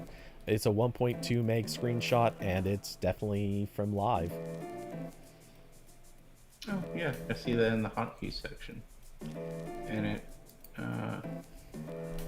does it let you change the folder anywhere? I assume it does. I didn't look that far into settings yet, but I imagine it's probably under advanced. I see screenshot output and screenshot selected source. Yeah, well, selected source is going to be your preview, and the outputs, yeah, those are just hotkeys for grabbing two different things. Let's see, under output. Yeah, well, nobody cares about this stuff. This is not exciting, but it's we're solving a problem here. This is what we do on the RambleCast. I have the unfortunate job of reviewing another Fire TV stick or something. I bet I know. If you go to the output section and under the recording tab, there's a recording path. Yeah, I think it's just using the video file format. Exactly. I'm sure it's just going to the same folder. Yeah. Okay. That's cool. So, hey, I think that covers you. No screwing around with anything else. It does. Although I might still maybe try to do that in a scripting, just to see what OBS scripting is like. That and one thing you might consider doing, I guess it depends if you want to capture video or not. If you really don't want to capture video though, what you could do is set it to like take screenshots every like 5 seconds or something, kind of like we do with events, kind of like we did with events. Yeah. And also, like, if I can do any kind of like UI at all, it might be cool to like press a button or do a certain shortcut or something, and it's just like a share button that posts it somewhere. That might be...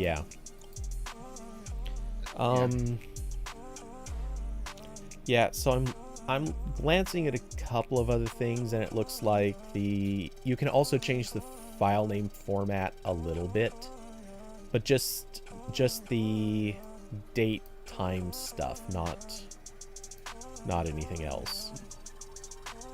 Not like that's a big deal, but I'll keep listening. Okay. Now that I've done that, I'm gonna go remove that shortcut because I don't actually want to take screenshots that often. Though funny enough, it's good that this happened because I did need one. Not even a joke, I needed exactly one screenshot for some of the stuff I've been doing.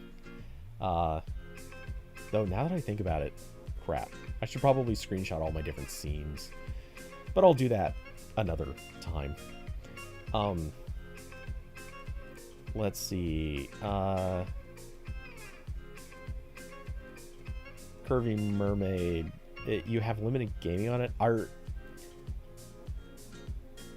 Are you talking about Chrome OS? And unless you play Valve games, your gaming on Linux sucks. Well, yeah, no kidding.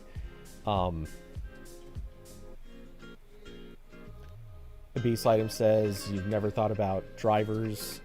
Almost everything is UPnP.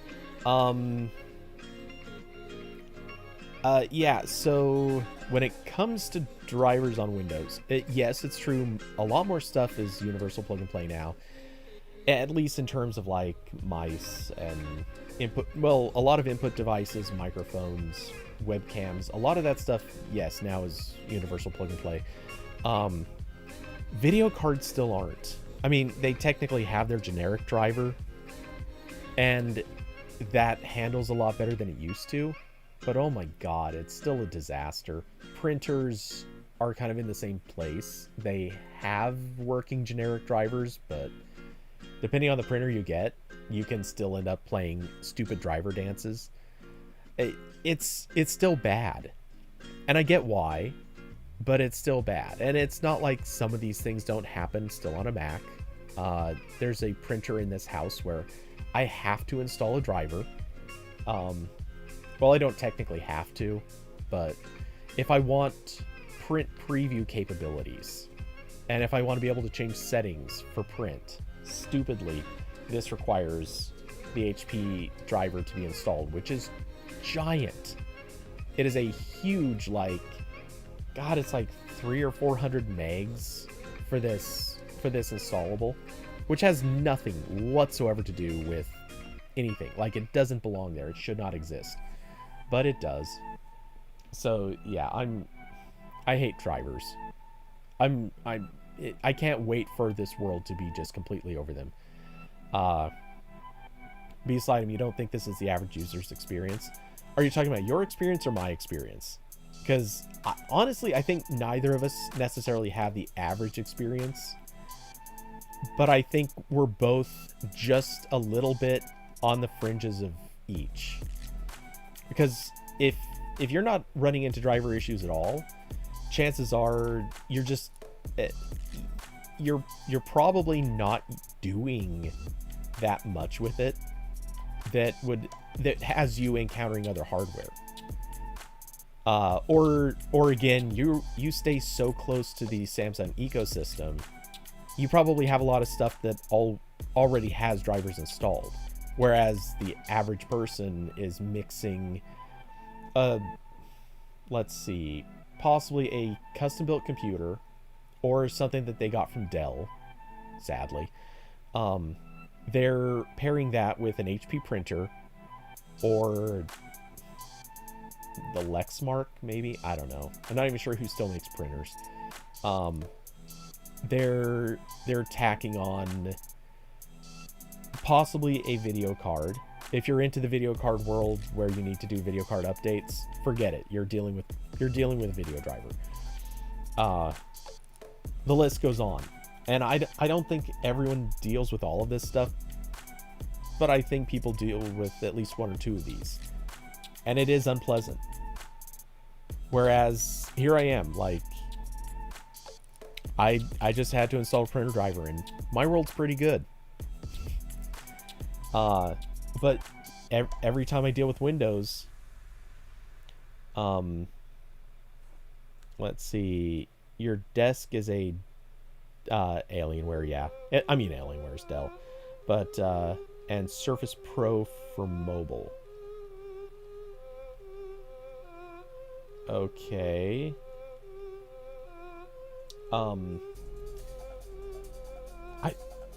That's weird. I would have sworn you had a Samsung laptop, but okay. Interesting. Let's see, a Surface Pro for mobile. If you're using a Surface Pro, I have to immediately assume you're not.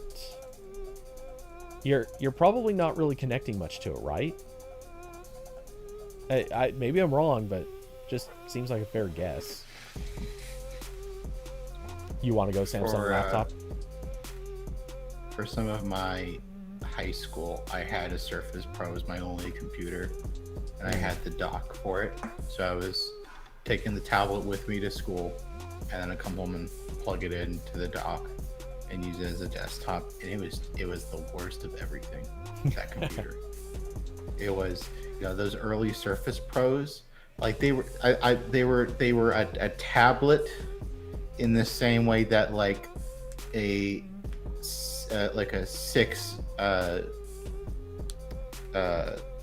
semi truck is like a car. Like it goes on the roads, right? It moves. Yeah. But it's very unwieldy, and the battery life was terrible. That might have been partially because I bought it used, and I don't know how long maybe the last person just went to town, never like just leaving it plugged in the wall all the time or something. But oh, it was bad. Yeah. The one redeeming part of it was that it had enough power in the integrated graphics that I could play like Civ 6 on it, which was real, or not Civ 6, that wasn't out yet, Civ 5. And it was really nice with like the touch screen, but so that was fun. But that was about it. The computer was not good. Yeah, I had this friend. She's, well, technically currently she's a teacher, though apparently she's gonna stop doing that real soon. But when she was going to school, I think when she was still in the process of getting her bachelor's,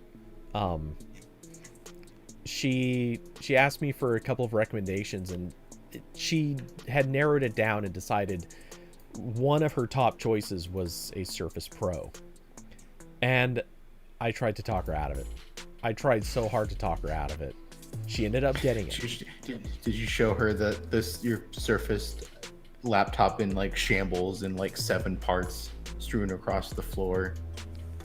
Wow, what do you think happened to that laptop? Jesus. Okay, so... you always complain about it being broken, so I assume it's just held together by duct tape and false hope at this point. I mean, it still holds itself together. It's still in one piece. It's not like it's cracked and, like, shattered. Jeez. But, no, So I did have that laptop already, and I was already really, really unhappy with it. That much had already happened, so that gives you some sense that this isn't like super recent, but it's recent enough.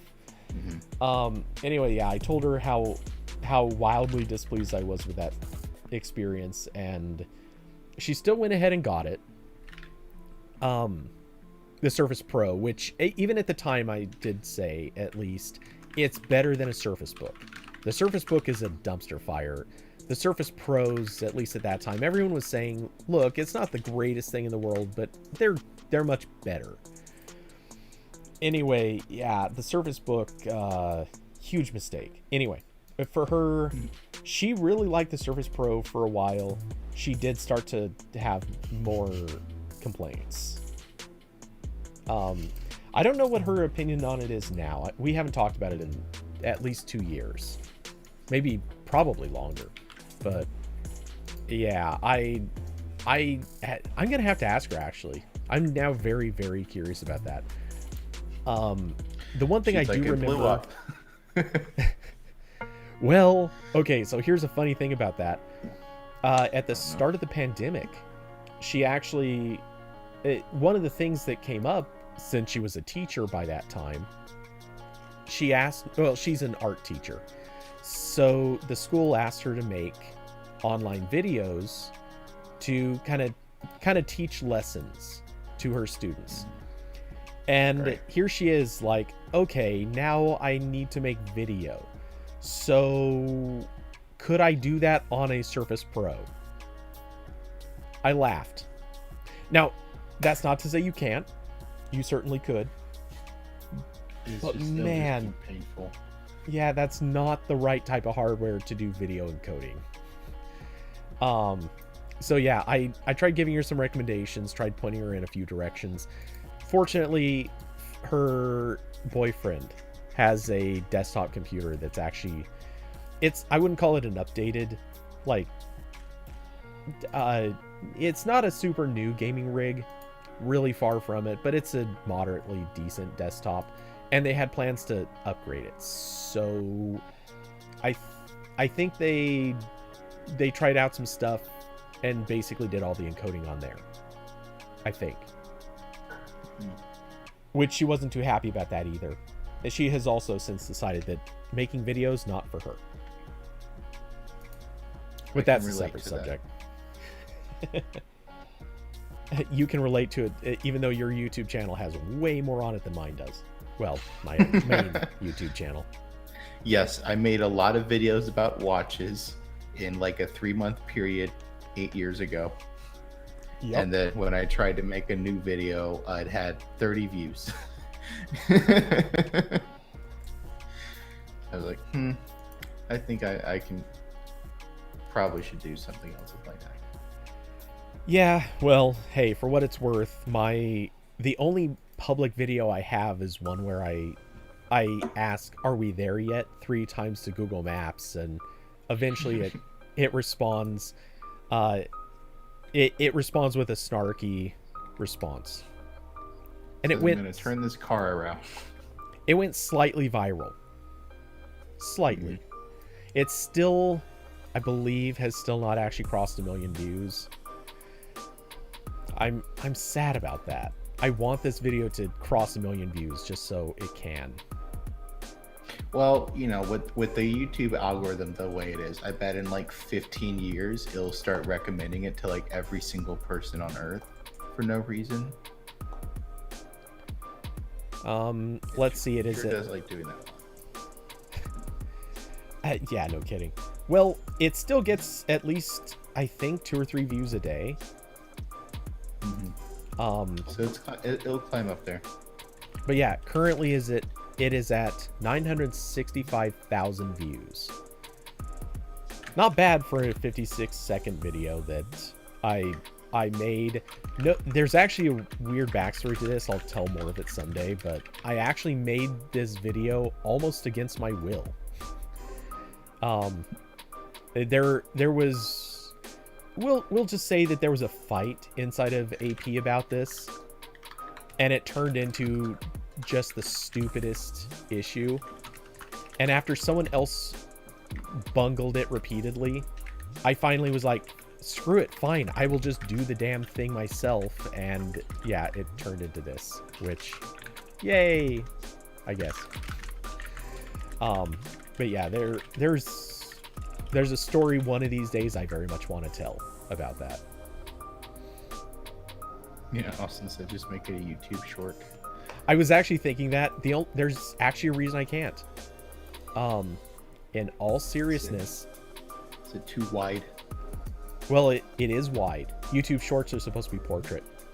Yeah. But yeah, which, you know, what's actually doubly funny about that is, in all total seriousness, the first time that I ever made a video for AP, it was actually in portrait, and Artem saw it. His immediate response is, "What the F are you thinking? Don't even consider bringing that crap around here. What is wrong with you?" And there were some other expletives in there before he said, delete it and I never want to see it again. These were in the days when Artem was less friendly. That's when the rage face used to come out a lot more. Yeah. But yeah, Austin, for real, I probably, if I could, I should re-upload that in somehow vertical video form and just make it a YouTube short. The views would probably hit like, I would probably have 2 million views within like an hour. Yeah. I hate the YouTube shorts just in general, because like I don't know if it's just the algorithm on my specific account, but it recommends me just like very weird how-to videos on things like how to turn like an old piece of wood into a coffee cup or something. Or sorry, all I'm thinking is, just with the words you said, I'd love to see what TikTok would have recommended instead. Yeah. But, yeah. Like it's like all weird stuff, and then like I got one thing where it was like one cool thing you have to try if you have a Samsung phone, and it was him like plugging in the HDMI cable to his phone and getting Dex on the screen. He was like, wow, it's like a real desktop. And then like me having used Dex, like, no, it's not. No, it's like my YouTube show. I clicked on the tab once and I tried scrolling. It's all terrible. Also, I don't know if it still does this, but it was putting like every single one of the shorts into my YouTube history, which then makes the history completely, like, it's about as useless as like my browser history. It's like, oh great, there's like 30,000 Twitter entries here. Except, I don't know if this is still true. Right, shopping this bread, milk, pasta. Sorry, that's loud. If I remember, Okay. history, Yeah, I think still, has a. It's Let's see. okay. It's putting them now into a section on top of the other videos. Okay, that's better. Yeah, I'm there. okay with I was gonna say they are separating stuff out more. Yeah, that was terrible. Also, what YouTube was doing for a while is if I sat on the home page long enough, and you know how it does the thing where it'll autoplay a video. Yeah. Yeah, it would count the videos that I let autoplay as in my history. I'm like, no, no, that's not how this works. I didn't even ask to watch it. But you're recording that I watched it. It's always done that. Like, I don't think it does that anymore. I think they figured it out. All right, hold on. I'll let something run for a while and see what it does. But here's the thing: I hate it. I can't stand it. No, but I'll test it real quick. Got to do it for science coding. Also, every like a couple months at least, I have to wipe my YouTube history anyway because I'll get into some like category and it will only ever show me things for that category at a certain point. Like if I like at one point, like every single recommendation was just like Vine compilations because like for just like one day I watched like 5 of those or something, and then it was like, oh, you only ever want to see this. But thankfully, if you wipe YouTube history, it sort of resets the algorithm and it can learn again. I honestly, I don't have this problem at all, because, well, I almost never look at my recommendations. I've actually kind of stopped paying attention to YouTube recommendations almost entirely, which kind of now makes me curious. What do I actually get recommended? Oh wait, this isn't my main account. That is the one thing that sucks about having 2 separate channels, because I'm switched over to my RambleCast channel, and if I switch back to the YouTube channel, weird things happen. Or my main watching channel, weird things happen. But yeah, I don't have this problem really. I just look at my subscriptions, which I am stupidly behind on. I hate it. I am months behind on subscriptions. I need to pick 1 or 2 things and just kill them. That'll speed up the process of catching up. Oh, also, this sounds like my Feedly, where it'll get out of like I'll get to like 1,000 articles read, and I'll go to the categories or the folders of stuff that I've definitely, there's no chance of ever seeing that somewhere else. Like all the feeds I have for like software projects, and I'll read through those, and then I'll hit some of the tech items, and I'll just hit like read all on the world news. Like if something important happened, probably 15 people put it on Twitter. Yeah, I did cancel my Feedly Plus, and I shoved everything over to InnoReader now. Oh yeah, you weren't on. I wonder if I still get Feedly Plus.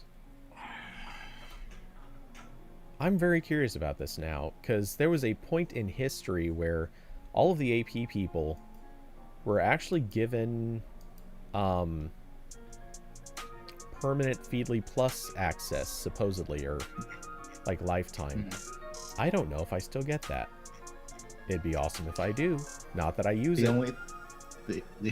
The only thing I ever got comped on, or at least that was like a service, was I wrote about Plex a couple times, and then Plex PR emailed me. They were like, hey, you want free Plex Pass? And I'm like, sure.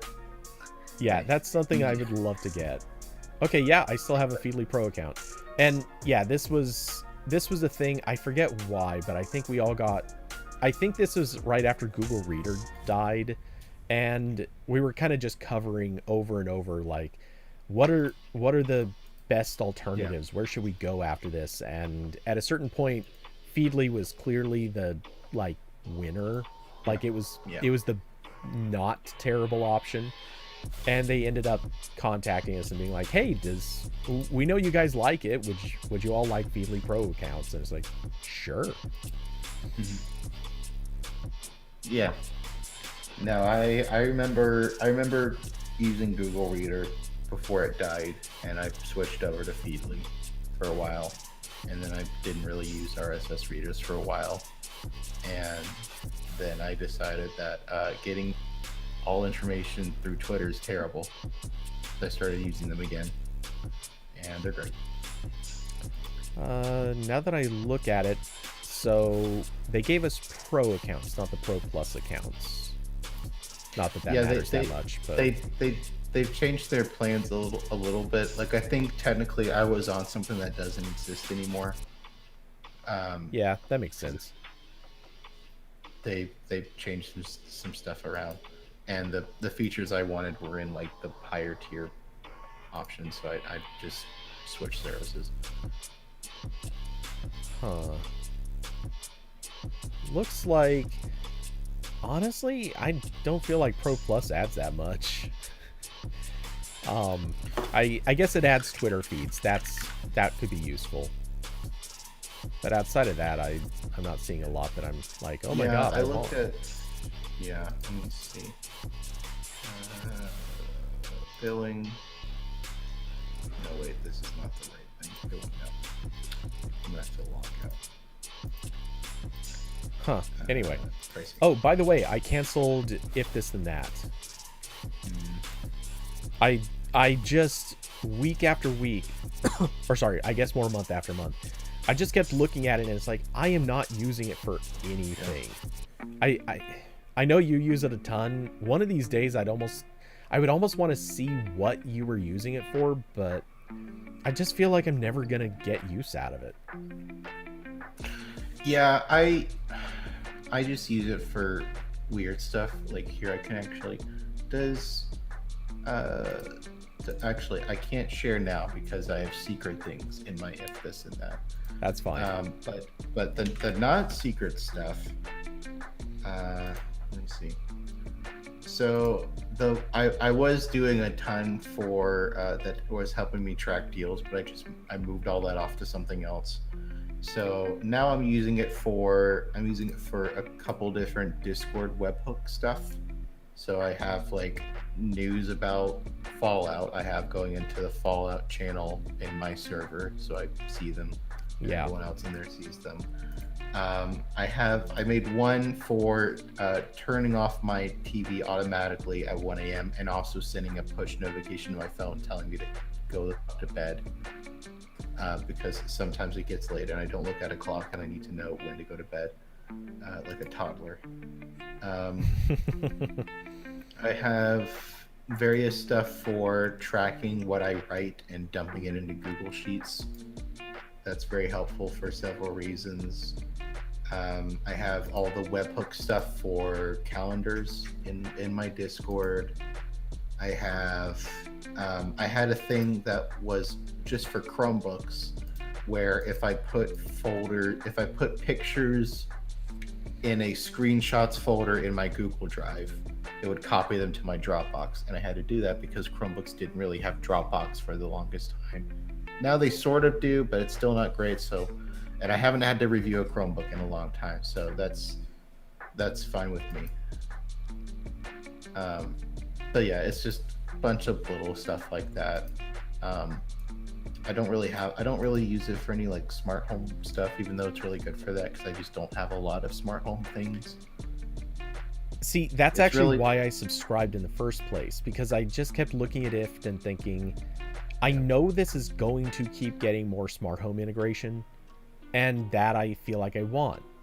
But then I just kept looking at the feature set, how obnoxious it was to set stuff up, the fact that it still doesn't have good decision-making capabilities.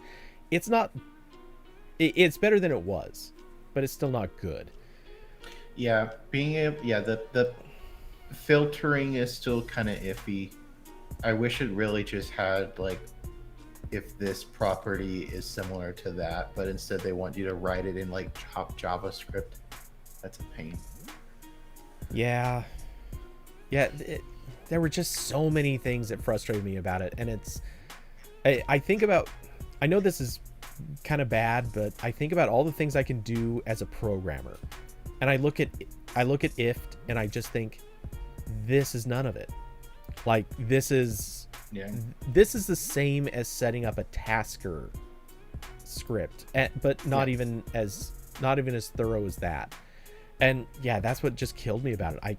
I felt like it was missing too much. And the cool things that I've always wanted to do with it in history. I mean, every single thing I've come up with in history that I wanted to do with it, I still can't. Even though they've added half of the features that I've said, oh, if they just added this, it would solve my problem. Well, not if you add it wrong. So that's what kills me. Yeah. And I still don't really like their UI. You have to scroll a lot everywhere. God, it's so bad. They still don't let you have multiple triggers thing, but you can set multiple actions. So like if you want to do the same thing but in different activation methods, you have to make different applets and like try to copy and paste the stuff in between. That's not good. Yeah, that was so awful. One thing that bugged me especially is that they used to have really good Gmail features, and then Gmail did that thing where it would cut back on what services it could touch, which like, okay, fine, I get it. But after that point, I don't know if it's, well, you can use your Gmail account to send emails to other addresses, but then that clogs up your sent emails in Gmail. And then you have to, set up other things to deal with that. So you can have emails sent to one address. It can't be customizable.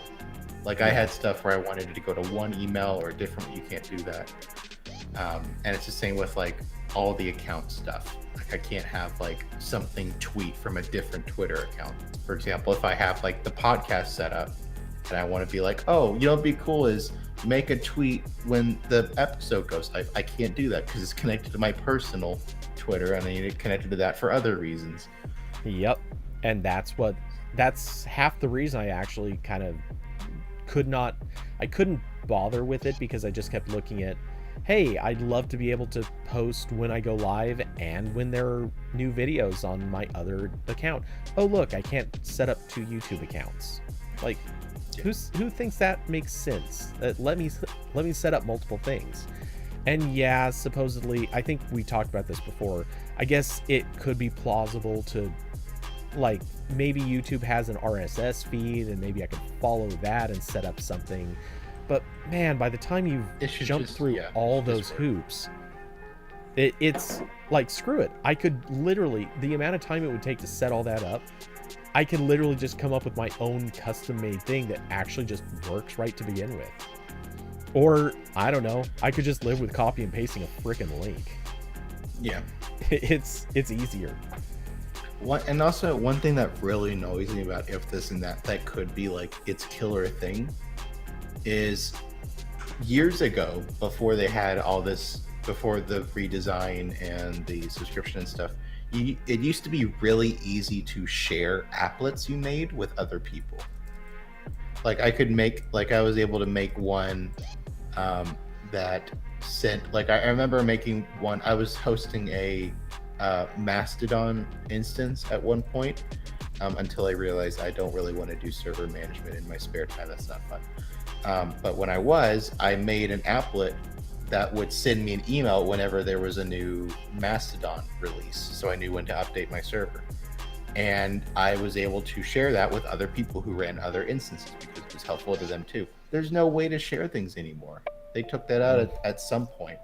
And it used to be nice because when you shared it, it wouldn't just, I think if I remember right, you used to be able to set like fields that would be set by whoever it was being shared to. So like I could put it like, if it's like for some Twitter thing and it tagged someone and I shared it, I could set one of the fields as like, when they're adding this to their account, they have to fill this field in. And it was really nice. And that seems like something that like I would like, that seems like a no-brainer, Tad, if I'm like a product manager at If This and That and I'm trying to get users. Like I've had, a couple people ask me like, how do I set all this up? And I have to send a screenshot of like the edit page with all the fields filled in, and then they can like copy that. It's not good. And they have some kind of like different program now that's hooked into how you add services to If This and That. Yeah. That is plugged into this. Like it's like they're like, if I'm a smart home device maker, I can, make applets and share them. So it's just very weird. I don't really know what they're doing over there.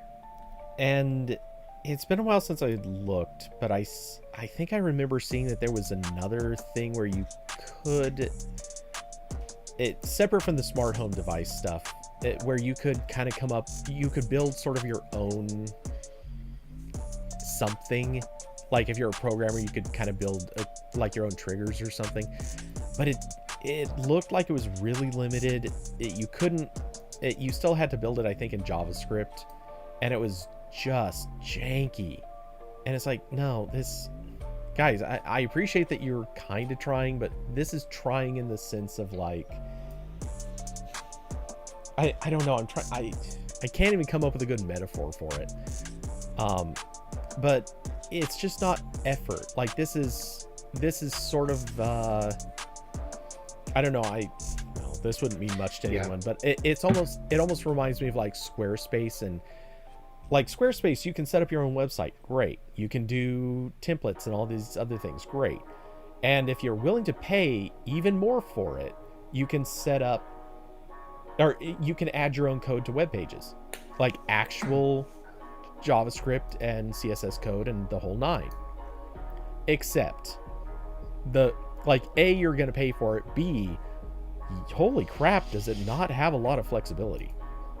Every developer I've heard of touching Squarespace is like, yeah, it's nice for setting up the basic framework of a page, but once you've got that done, forget it. Like, you're not going to ever add anything. It doesn't work well.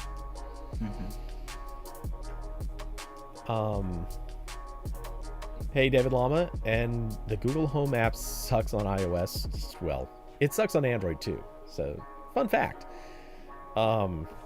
Oh, the Google Home. I've lost track of how many times I've complained about that piece of shit.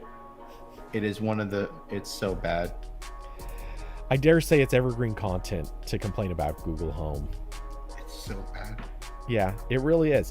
I don't know. Like, you know you're in trouble when Samsung copies your app and it's better.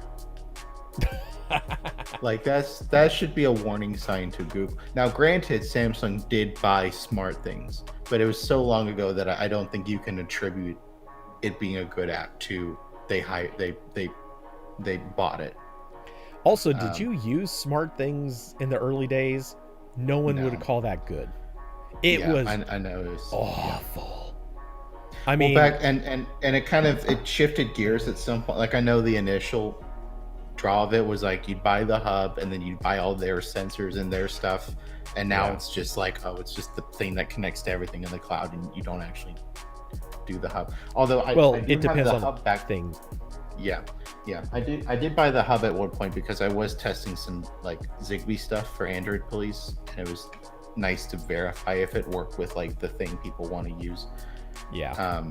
And I did break it out again, and I did the whole reset process because I have a Honeywell AC unit in here, or the controller, and it says it uses Zigbee or Z-Wave. I don't know if those are different things, but they are. And I tried pairing it to it. It just wasn't happening. It's paired to whatever weird smart home thing that was here when I got here, that I unplugged because I don't want that. I don't know what it's doing. Like, that's smart also move. It lets me like open the lock with like a app on my phone, and I'm good. But it's like permanently paired to that, and I can't unpair it. So that was a bit of a bummer. But yeah, no, SmartThings it's pretty good. And yeah, the Google Home app I can't get over how terrible it is in every conceivable way. It's difficult to add things. It's difficult to change settings on things you've already added. And those two things are the entire reason the app exists. Increasingly it's adding things like remote control, or I guess you could call them remote control, but like interfaces for controlling some of those things aren't appearing in the app. I wouldn't call it good, but it's better. The app is not ugly. I'll give it that. I mean, Cody Cody, have you ever tried? I'm gonna, you know what? Hold on. Uh-oh. I'm gonna show Uh-oh. you. Have you seen what it looks like on a tablet, Cody? It's horrifying. How many apps could you say this about, though? Well, this one's especially bad. Like it's alarming. Okay, good. It's still terrible. I was hoping I'd open and then they had just rolled out some tablet UI and I'd look like an idiot. Okay, so let me see. Can I move my? Hold on. I'm trying to figure out the best way to show this. Is it gonna show it? Ah, there we go. Perfect. Okay. So you see, oh, it's out of focus again. There it goes. So this is the UI on tablets.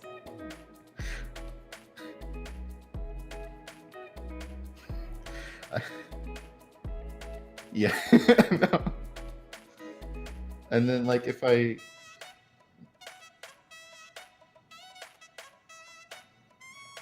it's just like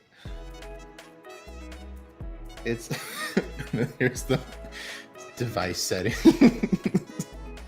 Just like, yeah, it's like, all right, guys, we added padding, problem solved.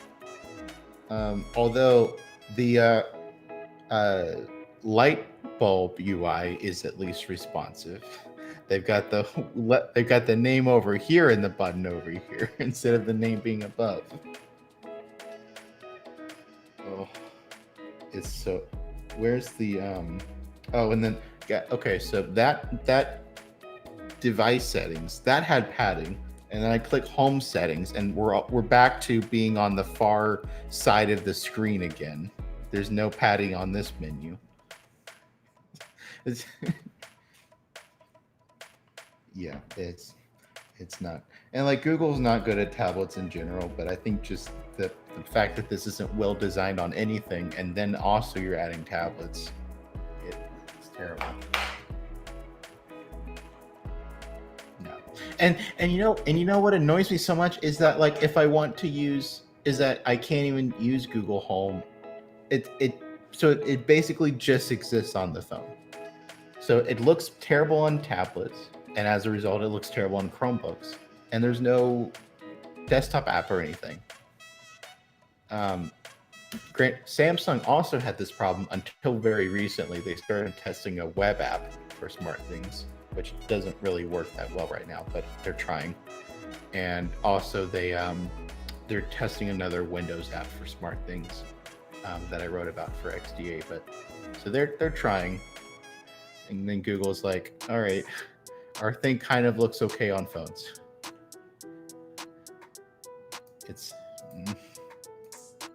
It's so bad. I can't believe it used to be worse too. When you'd open it, it would be like things to watch on YouTube.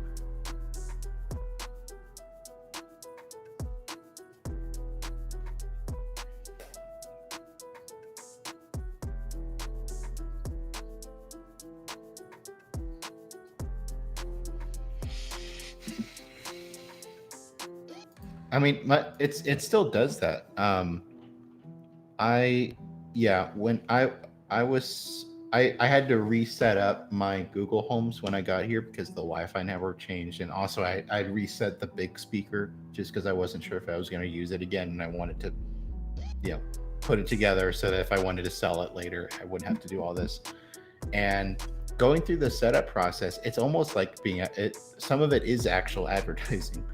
Like it has a prompt for me to sign up for Sling TV when you set up like a speaker or like a smart display, and it's very obviously an ad. And I think it might have also had the same thing for YouTube TV. It's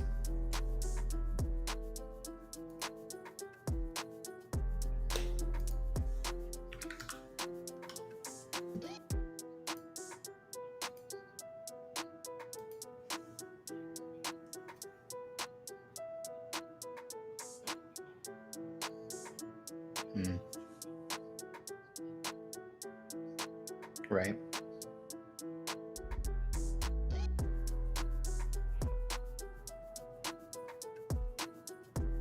Damn it. Sorry, fuck.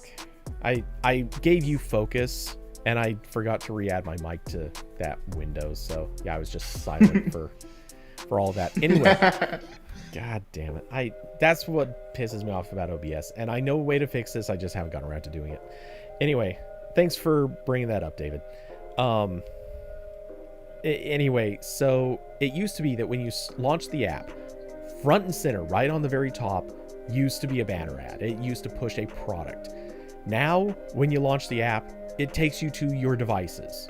That is the thing, front and center. You get direct access to your devices. You can still tap the Discover tab. It's one tap away, and this brings you to a list of recent events and then your Discover feed. And the Discover feed is, yes, a bunch of ads, or not even that many. I've got three of these are ads. Cards here. I guess technically maybe 4 if you count one of them.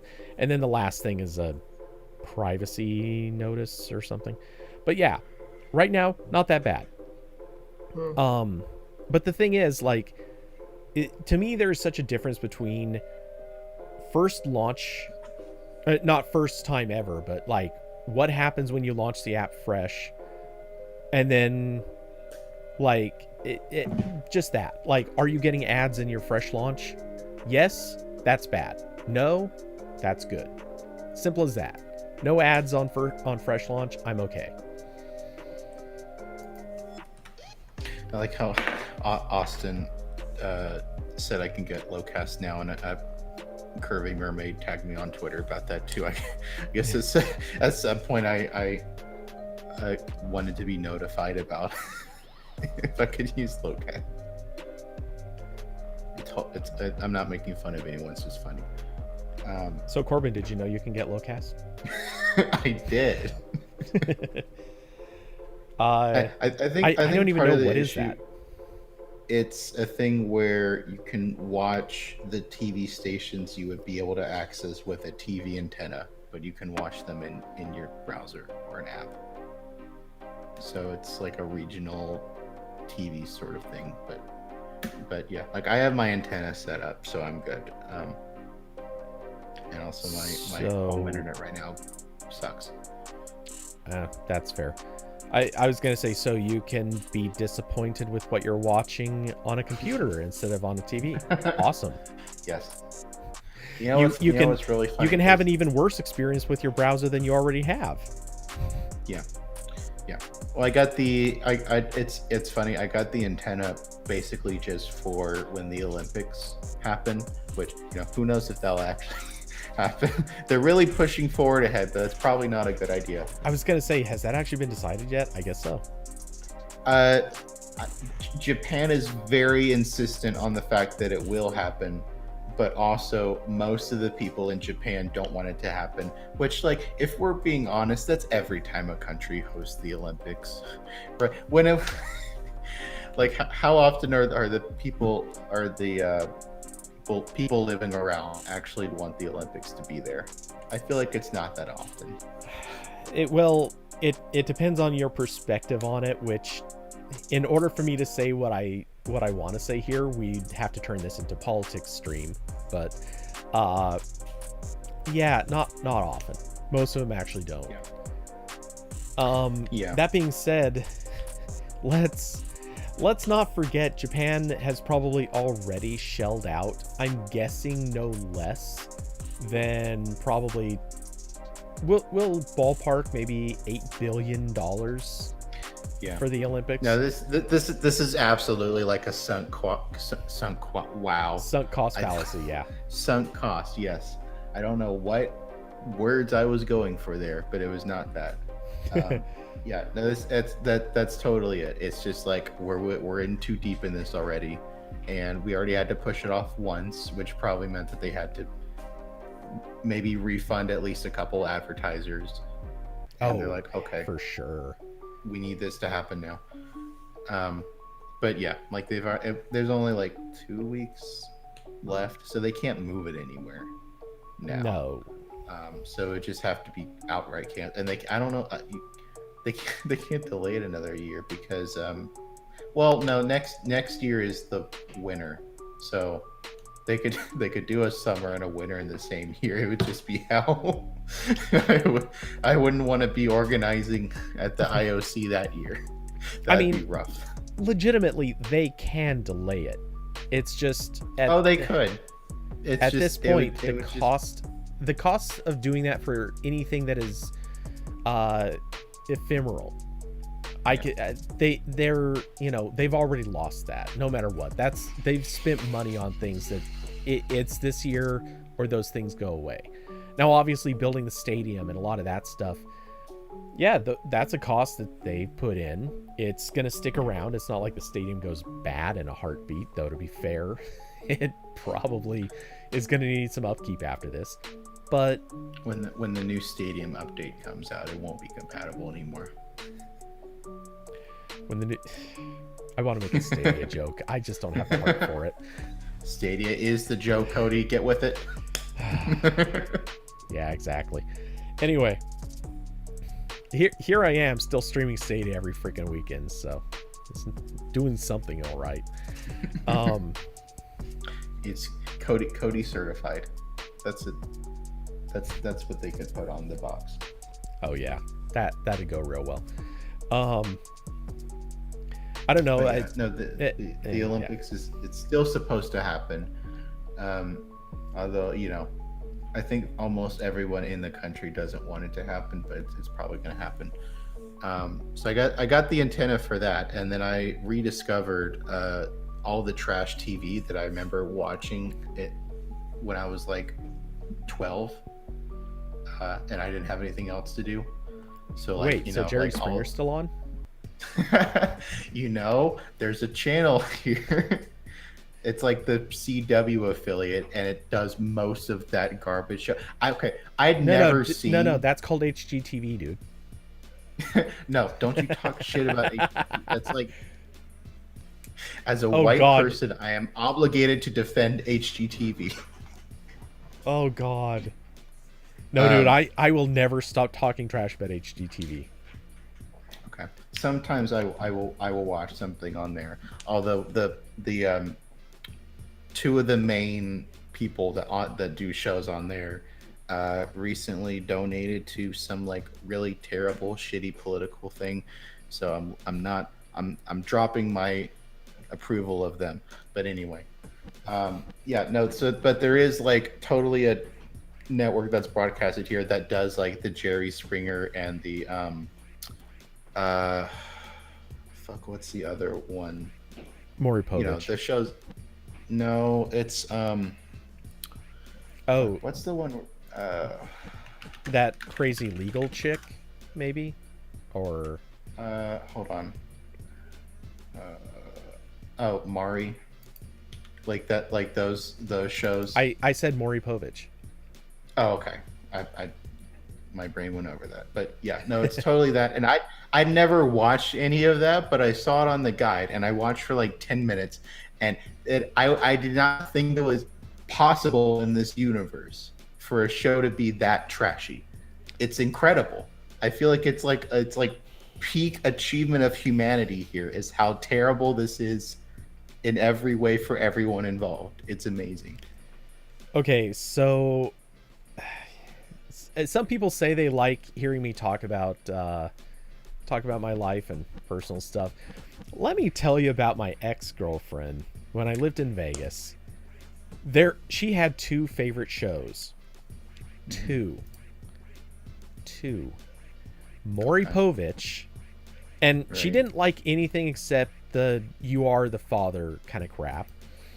Right. And her other favorite show, Cops.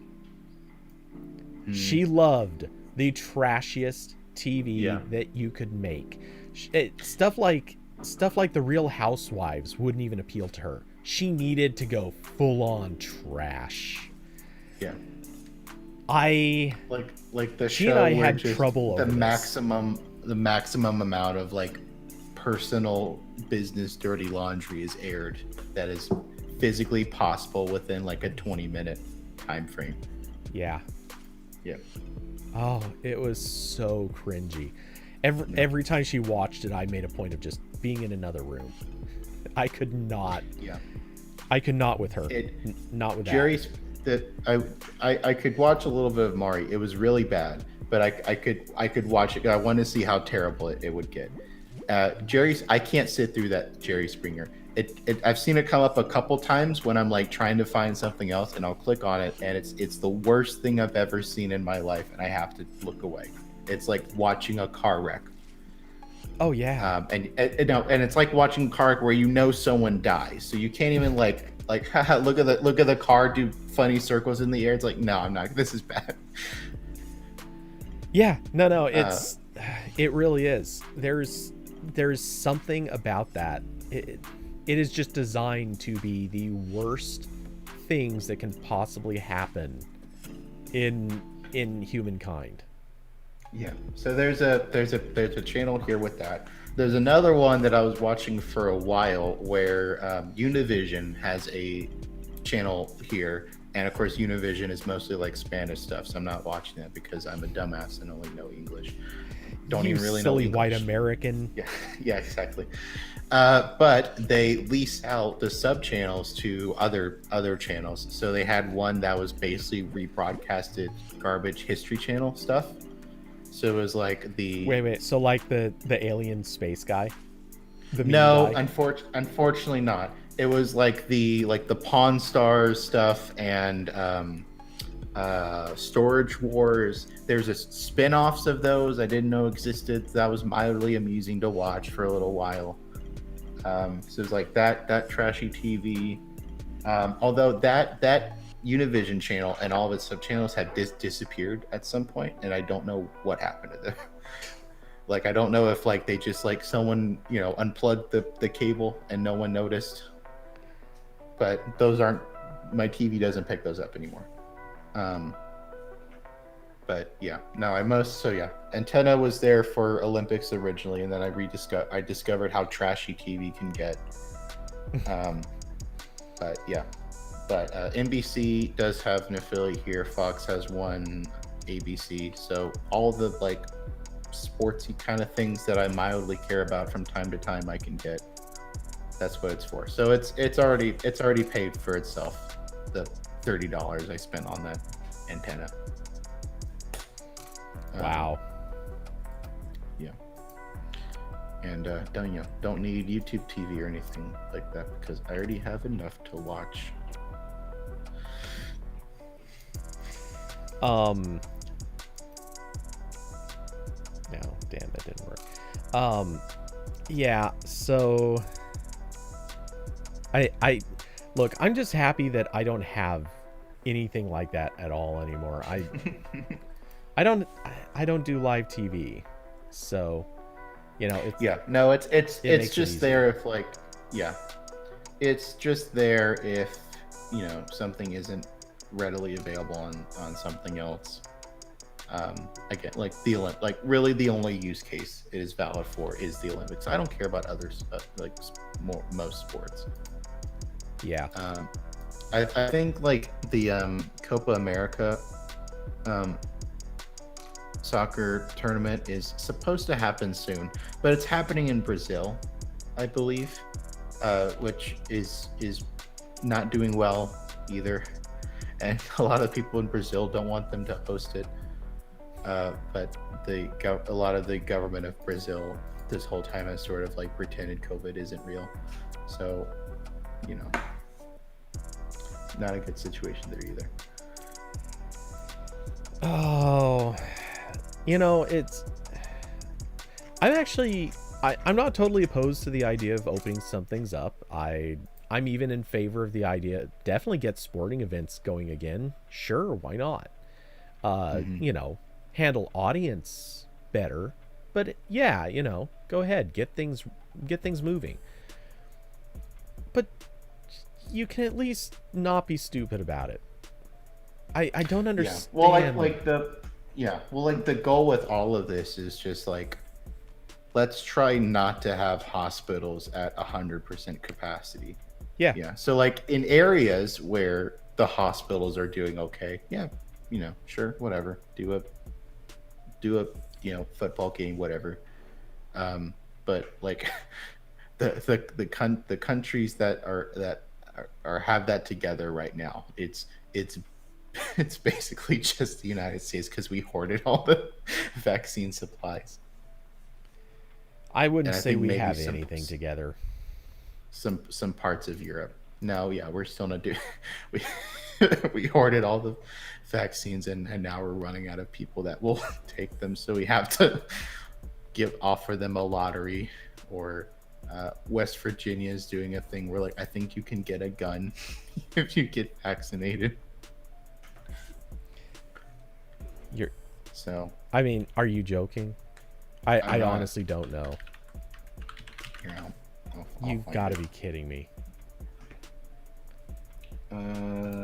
Yeah, okay, so from the Hill, they wrote, West Virginia will be giving away guns as an incentive to get residents of the state inoculated.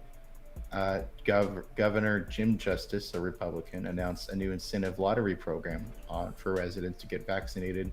The drawings will run from June 20th to August 4th and will include a variety of prizes, from cash to firearms and even trucks. So, not strictly guns, it's just an evolved form of the money lottery.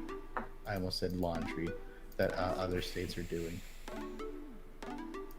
But, you know, my only issue Sponsored with by this, Smith & Wesson, yeah, your dealer for putting holes in other people. I mean,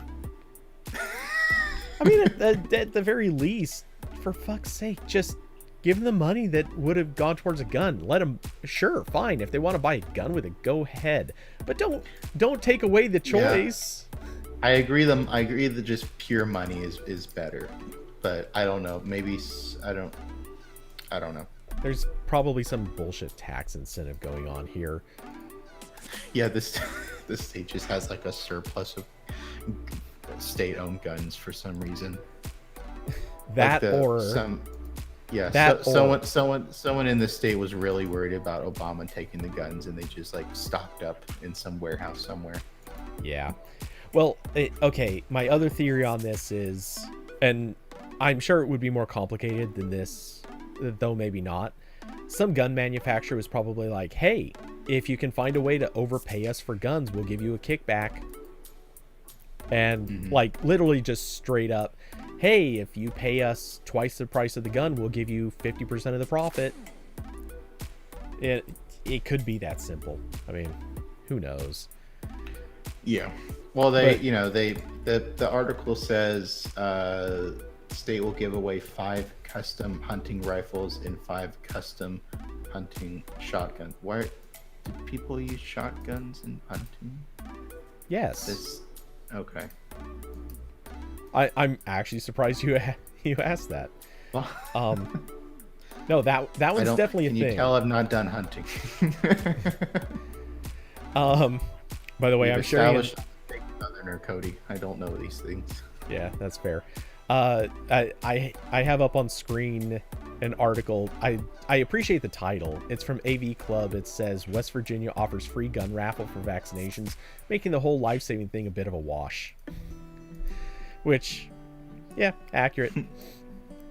So I don't. Maybe the custom guns is like some weird partnership with like maybe some company in West Virginia that does custom things, and they want to help them out. But I don't know. I'm spitballing here.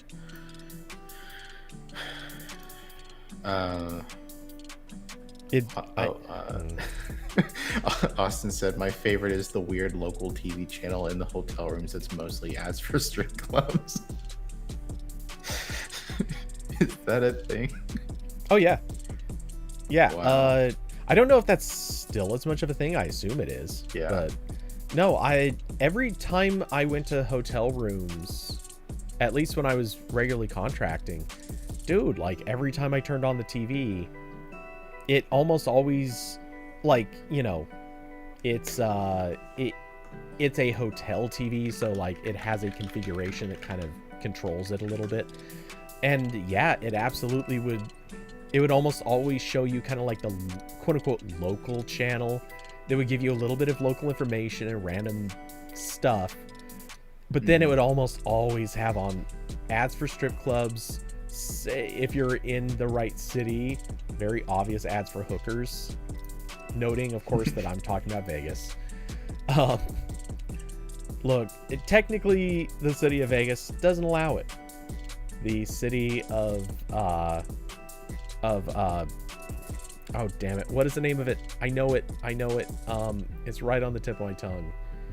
You the mean city like of Paradise. Yeah, the like strip. the sector that Las Vegas is kind of in. Well, the city of Paradise is literally just the strip. It's this weird little pocket that they legally created so that the strip could operate on different rules. Anyway, Paradise, totally cool with it. Just keep it quiet.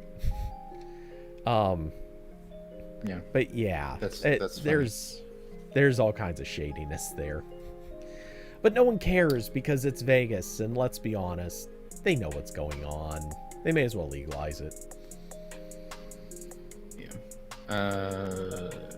David said, I gotta set up my over-the-air TV. It's good because you don't pay for it. Also, local sports come in that way. Yep, that's the only reason it's there. I did look a little bit into some of the more modern OTA boxes. Because Raleigh is one of the regions that are supposed to be testing 4K over-the-air signals. So I was like, oh, that's kind of neat. Although it turns out that I forget what the holdup. I don't know what the status of that testing is, and also it's not really rolled out yet. It's like kind of beta, so it's not on a lot of those boxes yet. But like there's some, and all the boxes are like $200, $300, $400 because they all have like hard drives in them and connect to Wi-Fi so you can watch it on other apps and stuff. It's like, I'm not going to use that. Yeah. Like, especially since like I look at what, like this is the same situation where when I had to sign up for CBS All Access so I could watch the new Star Trek. Not a good use of money. But when I was signing up for it, I was like, okay, is there anything else on here that will make me feel better? And I'm not just paying like $6 a month for bad Star Trek. Nothing. It's terrible. None of the networks that operate on local television have anything worthwhile. It's just like if you've seen anything like NBC or ABC have put out, there's really nothing. Like you might get like NBC I think has maybe made like a few funny shows in the past decade, but that's usually not what they air. At times when like people want to watch TV, they're airing like some weird competition show. Corbin, reconnect. Oh. Still such a weird thing. I'd love to know why it's doing that. And it's so confusing that it's happening to him and I don't hear it. But yeah, it's nothing I care to watch. So the antenna is there if it's needed. It's not a primary source for anything.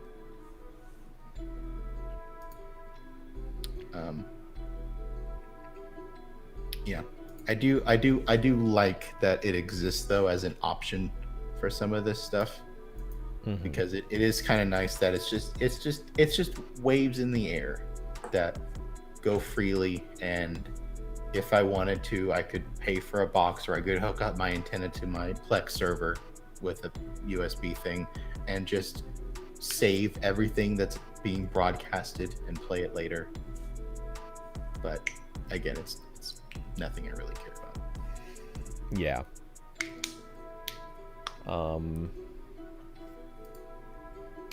Yeah, well, not that this is the same thing, but I think this is almost to some extent true of literally every single network. Remember when Game of Thrones was going to, like, everyone knew Game of Thrones was over? The big joke, and a reasonably made joke, was, well, there goes HBO.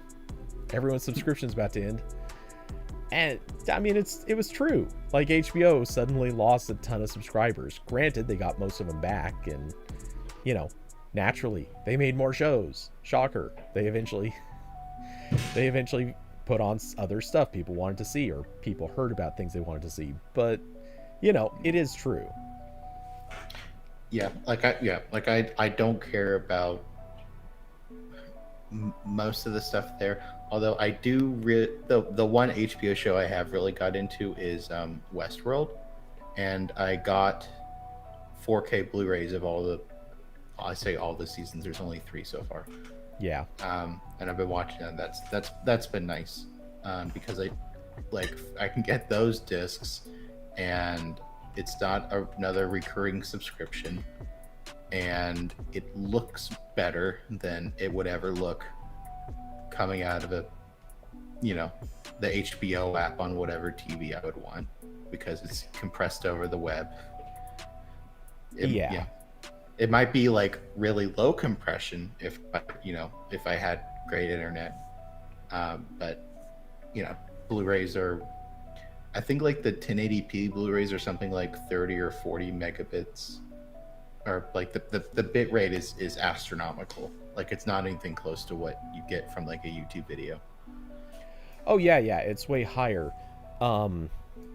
It doesn't necessarily make it better. It's just, it's definitely a higher bit rate. Notably though, it's also, Blu-rays are, now I don't remember for sure, but I think Blu-rays are locked to one of 2 codecs.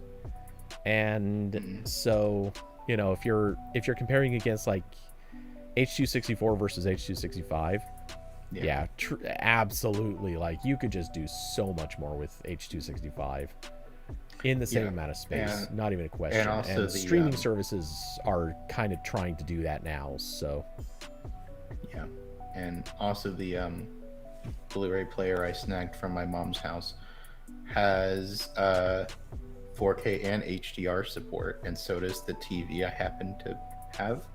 So I don't really know if the HDR is doing much for me, but it's there. Kirby Mermaid said, "Oh, Corbin, there's some on-demand stuff that HBO Max only has." I know, because they stole Doctor Who from me. It used to just be on Netflix, and then Amazon bought it, and that was when the only way I could watch it on a TV is if I went out and bought a Fire Stick. So that's part of the reason I resent those products.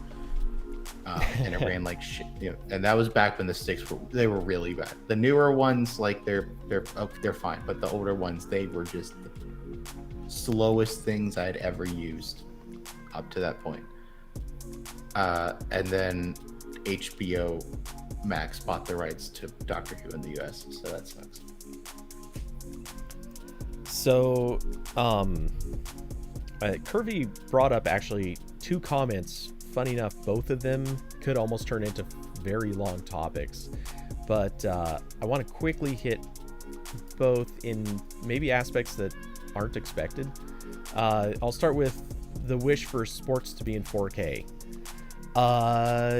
I mean, that would be nice, but at the same time, to shoot in 4K, the pipeline that most sports actually have to go through, you'd be surprised how much that would be just insanely bad. And it would actually affect the quality of the image that you're getting in a negative way.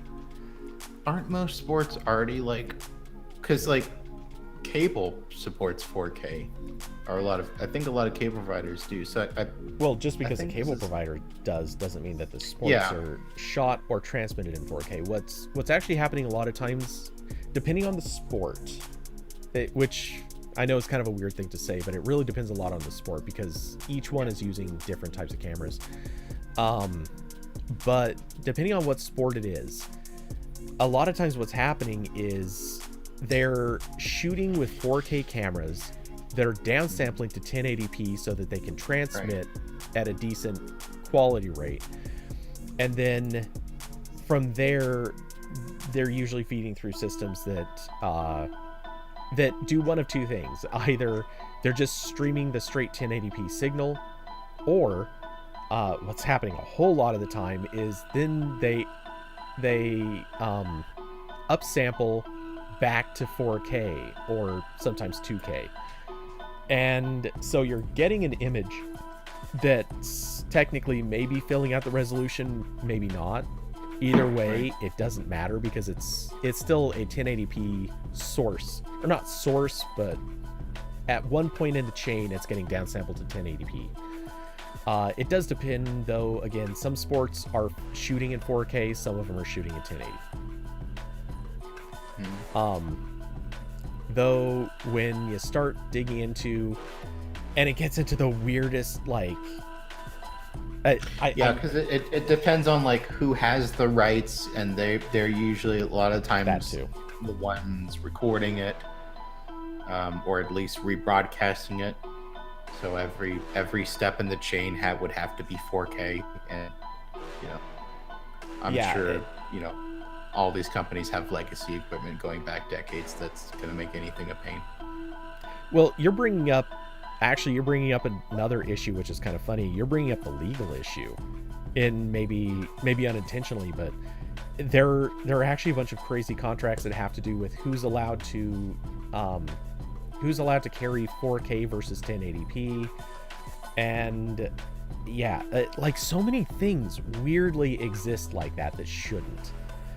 But even if you get into the technical issues, if you find out what goes into processing a 4K image, especially a live stream 4K image, it's messy. And the more you learn about it, the more you find out, like, this can actually degrade the quality of the image you would get at the end. If they tried sending you 4K images, you'd be surprised how much that actually could make it a worse image than if you're just getting the 1080p. And this gets into weird technical shit. I'm not going to go down that road. That is like an hour and a half of just nerding out over stuff that you don't not care about. Just suffice to say, we're not in a place yet where shooting in 4K would necessarily be the right choice. I like Austin's comment. He said they need to invest in the S21 Ultra so that they can record in 8K. Yeah. I know you're That's joking. all it takes. But that hurts my soul to even read it. The next NBC announces it's broadcasting the next Olympics, and it's just like a really sad, like, Xiaomi phone on a really nice tripod. So you mean like that Eminem video that they did on? Yeah. It's just shot on iPhone, but like an entire sporting event. Yeah, sadly, that terrible Eminem video that was shot on a Google Pixel. Oh. I think it was the Pixel 2 or 3. Maybe it was the original. I don't know anymore. But yeah, that happened, and man, that was not a good video. And yeah, that was shot with really expensive gimbals with a smartphone. I know. Well, that's what they always do. Like, all the shot on iPhone. It's like, oh yeah, it's the phone you can buy, and also a $30,000 gimbal, and all this other, really nice lighting equipment. Like, I don't know if this is accurate or not. Yeah, and the screwy thing is, you 100% could have just, like, gimbals like this. Seriously, $100 gimbal works as well or actually better than the gimbals they were using. The ones they were using were not designed for something that lightweight, and you could tell they actually added weight to it so that it would hit like the minimum payload, which is not a good choice. They could have done that so much better, but who am I to judge? I'm just an enthusiast who knows how to read and can watch YouTube videos and smart things. Anyway, so what was the other thing? Oh, Kirby also mentioned no more movie theaters. I feel like that's actually almost a topic on its own. How do you feel about this? Like, does this hurt you at all? What? So they mentioned that like HBO or movies being made by Warner or DC were showing up on Yeah, it was day a one. dual release kind of thing. Yeah. Well, I think that's gonna go away pretty quickly. As cool as I think it is. Well, they committed to doing it for the full year. Yeah, but we're almost halfway through the year. It's kind of speeding. That's fair. Or no, but... I'm kidding. We're still in March 2020. It never actually ended. Well, they committed to doing this in, I think it was December, though. So they didn't know how the whole year was going to play out. And by then, every estimate said, oh yeah, vaccinations are going to be pretty much done. Like, I think at the time they were saying vaccinations would be done by like mid-April or whatever. But yeah, they'll be like, oh, we hit the 60% of people who will get one. Yeah, sadly. Yeah, no, I would love to go to. I can go to the theater now and I won't die, so that's nice. I'm just waiting for something to come out that I want to see, and I don't think anything out right now I really care about, because I was only going to the theater a couple times a year before all this anyway. Like I had a friend I'd go see every new Marvel movie with that he was fun with, and then all the other various movies that would come out. But yeah, no, I'm excited to watch a movie on a larger screen than my TV again. That sounds fun. I don't know what movie that will be. At the latest, it will probably be the second Venom movie that's supposed to come out later this year. Because I'd like the first one with Tom Hardy. Okay. I'm just gonna leave that one. Yeah, I don't think I can. Okay. It wasn't that bad. I mean, it was entertaining, only because of Tom Hardy. Yeah, he carried that movie on his shoulders. I mean, okay, it was definitely the combo of Tom Hardy and Venom, because everyone else in it kind of sucked. Like, either they phoned it in or were not qualified for it. I'm almost certain we've had this conversation before. We did. But the one thing I could not get over watching that originally was that they got the one of the people from Parks and Rec to be like one of the scientists, and it was so unnerving because completely wrong. Was it the sister or the brother? Anyway, it was the sister of John Ralphio. I don't remember her name, but yeah, it was that. It was very weird. I didn't like it. It gave me an uncomfortable feeling. Yeah.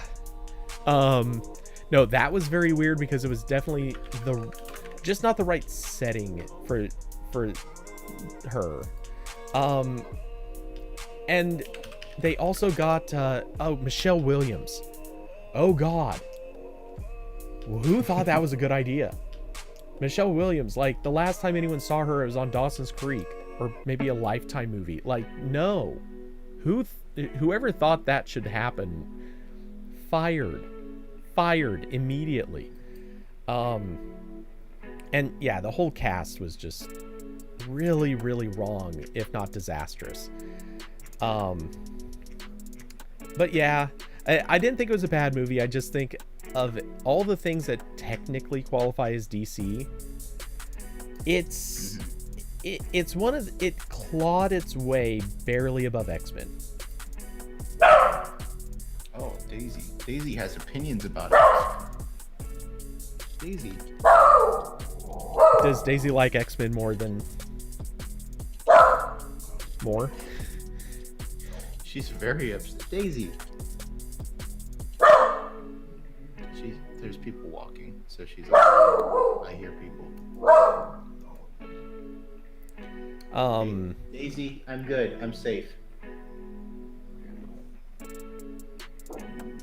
But yeah. So I'll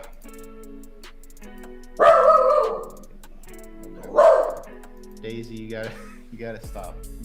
Come here. Does she though?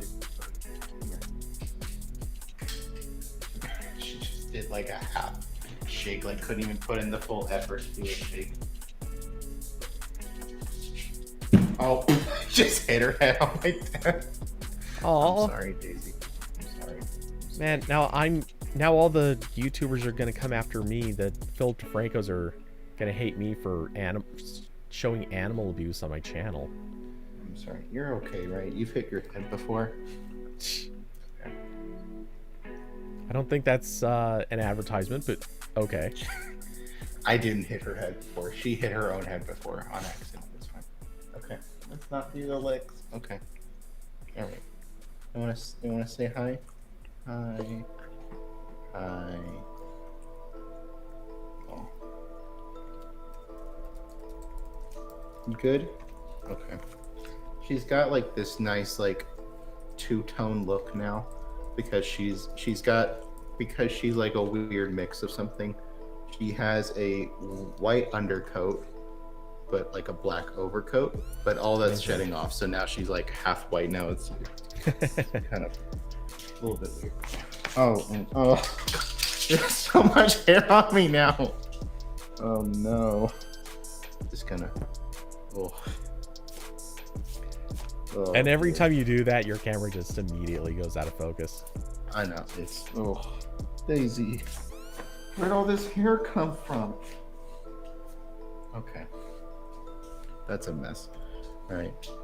So it's 8 o'clock here, and I have not eaten food yet. So I'm gonna leave to go do that. All right. And yeah, I'm actually not gonna stick around too much longer. I've got my own kind of stuff caught up, but cool. Well, you need to record my podcast, of course. Yeah. Fortunately, not tonight. No, because I have things I still need to finish with that. But yeah, just set it for future. Set aside a couple weeks. Don't do anything else. I'll have like 30 scripts ready. We'll power through them. It'll be great. Well, hey, that's a plus. At least you're doing all the hard work. Yeah. No, I actually could not do that. I think you could absolutely do it though, because you do these like 12-hour streams here. I could not. Yeah, I don't know. It's a thing. I'll tell you, I learned much earlier in life that I have the ability to talk with people or just in general for very long periods of time. In college, it was actually kind of a problem because I can't tell you how many times conversations would start up and it's like, hey, we just got back from dinner. Let's hang. And then it turned into, sun just came up. Oh, yeah. It's time for tomorrow's dinner. It's time for the next dinner. Well, breakfast or something, which, to be fair, frequently we did wander down to the, greasy diner, like a couple miles away. And sure enough, man, a lot of conversations happen there. And just probably near-death experiences, too. I just look forward and I see like another piece of hair that I whipped off comes falling down. Okay, I gotta go change shirts now. Okay. All yeah, right, you do. All right, man. Take it easy. Chat with you soon. All right. So cool. We'll kill that window.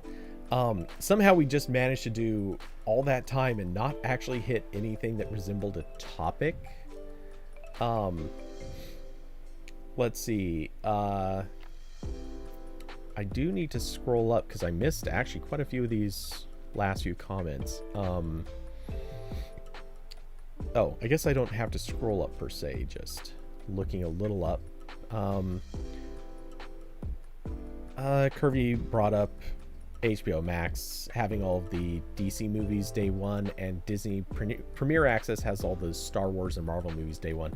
Yes, though let's see, we're only now coming up on our first Marvel movie, our first real one, Black Widow.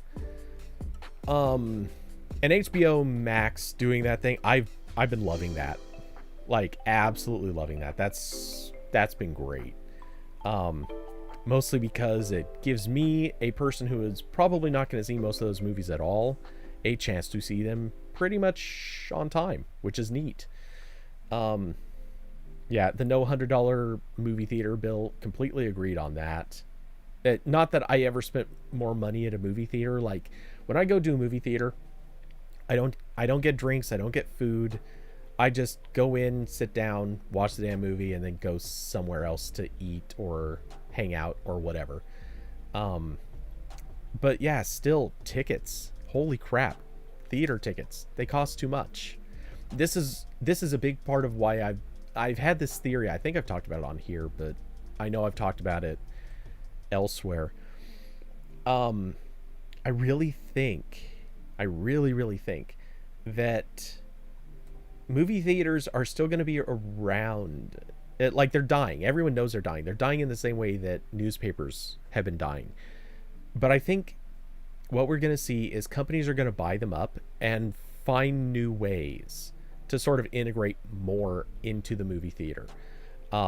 It could be stuff as simple as like Amazon owning theaters, and you could pick up your, like, have Amazon shipments sent to the theater, and they could just hand that stuff out to you, which of course is a way of sort of bringing people into a theater. And I don't think that's how most of it would happen, but I can see various integrated experiences, and Disney seems like such an obvious choice for this. If they start producing things where people want to go to the theater not just to see the movie, but for the other things that are happening at the theater, there's a huge potential to make a lot of money that way. Let's see. Scanning down. David Lama can't handle Cody's hot takes. I don't know why, but that just immediately reminded me of, let's see. Yeah, here we go. Pull up that old meme. This was one of the greatest TV show memes there ever was. Let's find the right image. Where is it gonna be? What the hell?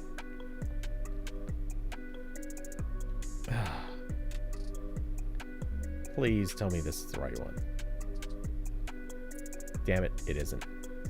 Alright, if I can't find the right image, this kind of doesn't work. Except, I will still pull up at least the thing. For people that know what I'm talking about, you know that this, you recognize this image. If you don't know what I'm talking about, it would take too much to explain. But trust me, it's hilarious. Anyway. So... Curvy brought up, can't watch Wonder Woman movies with Gal Gadot as Wonder Woman anymore. She's pro-apartheid, pro-Israeli fascism, and pro-Netanyahu. I'm not going to get into all of that, because I think, yeah, I'm not going to get into all that, but I will say I can't watch her as Wonder Woman anymore either, because I'm sorry, the Wonder Woman movies aren't good. They're on their best day, they're okay. And I'm more talking about the first one. The second one was just pure disaster. Hey, Carson, how's it going? I don't know, should I be calling you Carson or Cecil Donna now? But yeah, so yeah, I just wouldn't watch the Wonder Woman movies after this anyway. The second one was mediocre on its best day. It was sort of fun and enjoyable for the first half, but everything with Jack Lord was terrible. The ending was terrible. It was just bad. Let's see.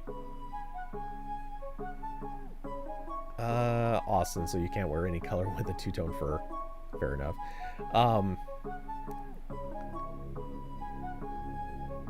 But nah, he's not brown Muslim, doesn't have oil. Okay. David Lama, who will die first? Theaters, newspapers, or radio? I'll say it right now, it's a no-brainer, newspapers. And there's an easy reason. Radio is cheap. Legitimately, radio is so dirt cheap. I mean, it's phenomenally absurd how low cost radio is, because you can have a single person.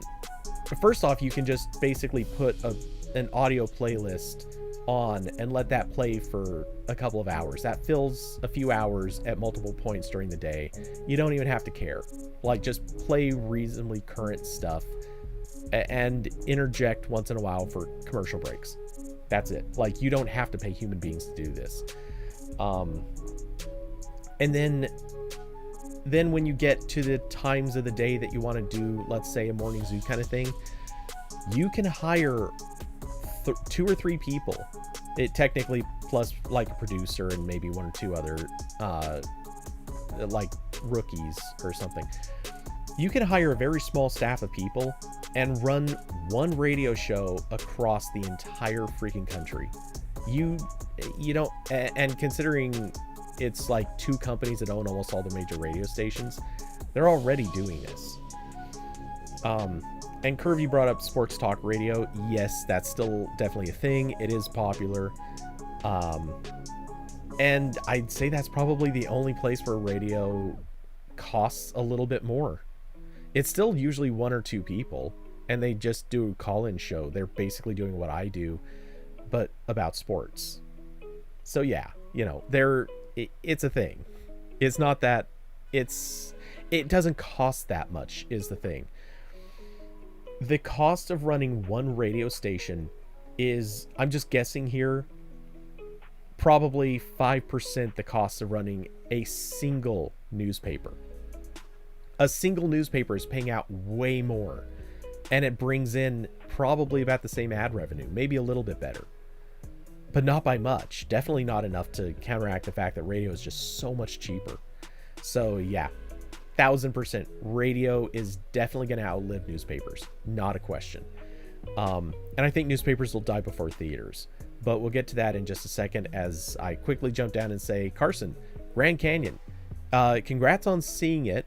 I think I'm sympathetic because you're seeing it in fucking June. Look, I've been to the Grand Canyon, I think it was either July or August. It's stupid hot. It's awful. It is a terrible fucking experience. I don't want to repeat ever. At most, I would consider taking maybe a helicopter ride. Never again on a bus. That was stupid. It was a tour bus kind of thing. I would never do that again. So yeah, I'm just saying, bad time. But everyone seems to always see the Grand Canyon in the summer. I don't know why. Absolutely horrible. I actually got I managed to get sunscreen on most of my body, but I forgot to put it on the tops of my ears. I was so badly burned on the tops of my ears. Actually, I'm not going to describe it. We'll just say, if you're squeamish, my description would definitely, like, you would have to turn off. You would have to turn off the stream for a second. It's unpleasant. I got badly burned. Let's see. And then theaters, newspapers, or radio. Who would be second? I think theaters would likely be the second to die, just because right now, if nothing changes, theaters just don't make enough money. There's a real possibility something will change and theaters will go on to live very, very long lives, at which point radio could die first. Well, second out of these 3. But yeah, I mean, that's one of those things where theater has to change. Radio can keep being exactly what it is and continue on. And let's be honest, what I'm doing right now, this is interactive radio. I'm talking into a mic. There are people listening. This is radio. It's just happening over the internet instead of quote unquote radio waves. So it's the same thing. Let's see, Austin, you've always wanted to go. I assume you're talking Grand Canyon. The Grand Canyon is kind of neat. I feel like if you do like a tour, it feels like you visit the first 2 or 3 spots, and at a certain point you realize real quick, wow, I'm seeing the exact same thing over and over and over again. It just stops being exciting real quick. If you're gonna go to the Grand Canyon and you can dedicate, let's say, like a day to it, like a actual full day. I'm not talking about like drive over, start a tour kind of mid-morning and then end mid-afternoon, and then your plan is to drive somewhere else after that. Like that, the best you're gonna get is a tour bus kind of situation. You can go take a bunch of pictures from on top of the canyon, and that's kind of all you get. If you can dedicate a whole day to it, or if you can take a helicopter ride or something like that. I've never done the helicopter ride. I need to. But if you can do that, it's it makes a lot more sense, because you can actually get in and see different views. You can see the canyon, maybe like there are ways you can get down into the canyon and see it from the bottom. And, you know, there's so much you can do if you try to tackle it a different way. When I did it, it was literally taking my now ex-girlfriend and one of her best friends who came here to visit from, what country was that girl living in at the time? If I remember, I think she was Chinese. She got to know my girlfriend when she lived in Thailand, and I think she was living in Vietnam when she came over to visit that time. I'm not really sure any of that's... I know she was Chinese, and I know she lived in Thailand. I don't know where she was coming from for sure. Anyway, she had a week here, so she wanted to see the Grand Canyon, she wanted to see San Diego, she wanted to see a couple of other things. It's like, okay, we're just traveling all over the freaking place. And she wanted to spend a lot of time in Vegas, of course. So yeah, Grand Canyon got to be a day. In retrospect, my biggest regret is that we didn't just pay for a helicopter and fly over. It would have been a million times more worthwhile. And fewer sunburns, much less agonizing time driving. Oh my god, the drive from Vegas to there sucks. Yeah, anyway. Let's see. Curvy, take it easy. Yeah, we'll see. There's a chance that I'll be still streaming, but I do need to take off not too far from now. But yeah, anyway, so the canyon is neat, but it definitely needs to be seen the right way, in my opinion. That being said,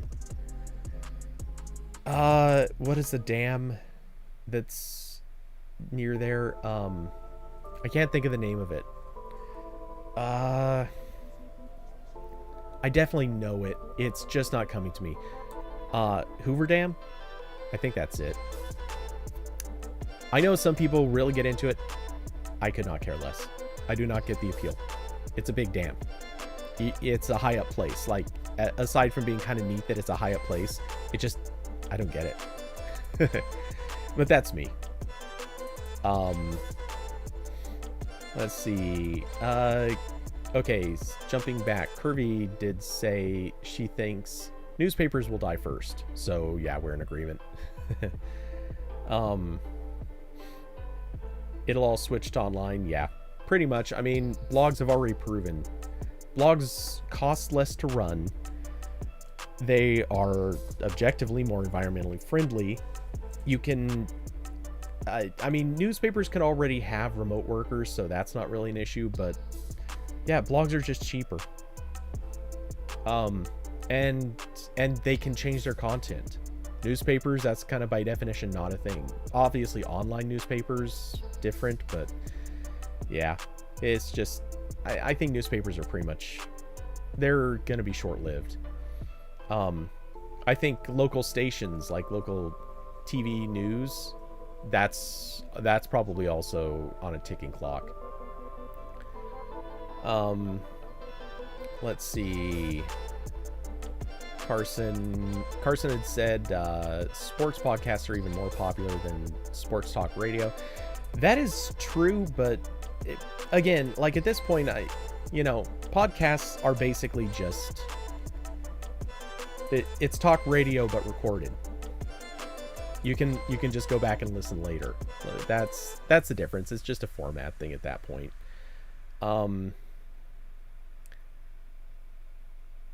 Let's see. Yeah, just pop on Spotify in the car, and if the Bruins are on, put it on the phone on a car clip and play the audio over the car speakers. Yeah. Let's see. Austin always wanted to go. Oh yeah, read that. Oh, the weather wasn't too bad today, probably around 80 and partly cloudy. Okay, yeah, that's the best way to have it. To be fair, the partly cloudy can kind of throw you off. That may increase the risk of sunburn, but yeah, generally speaking, that's... At least you weren't out there in... I think I was out there in like 95 degree weather, maybe hotter. It was brutal.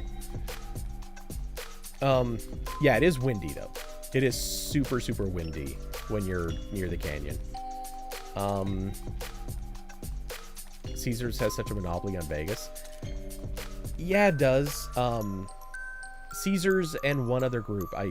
I'm drawing a blank on the name, but... Well, it's the Bellagio group, but... Yeah. Those two own...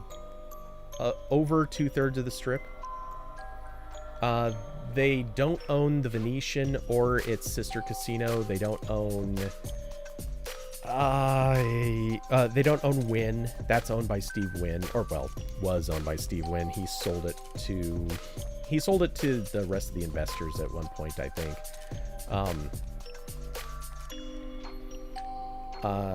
Let's see.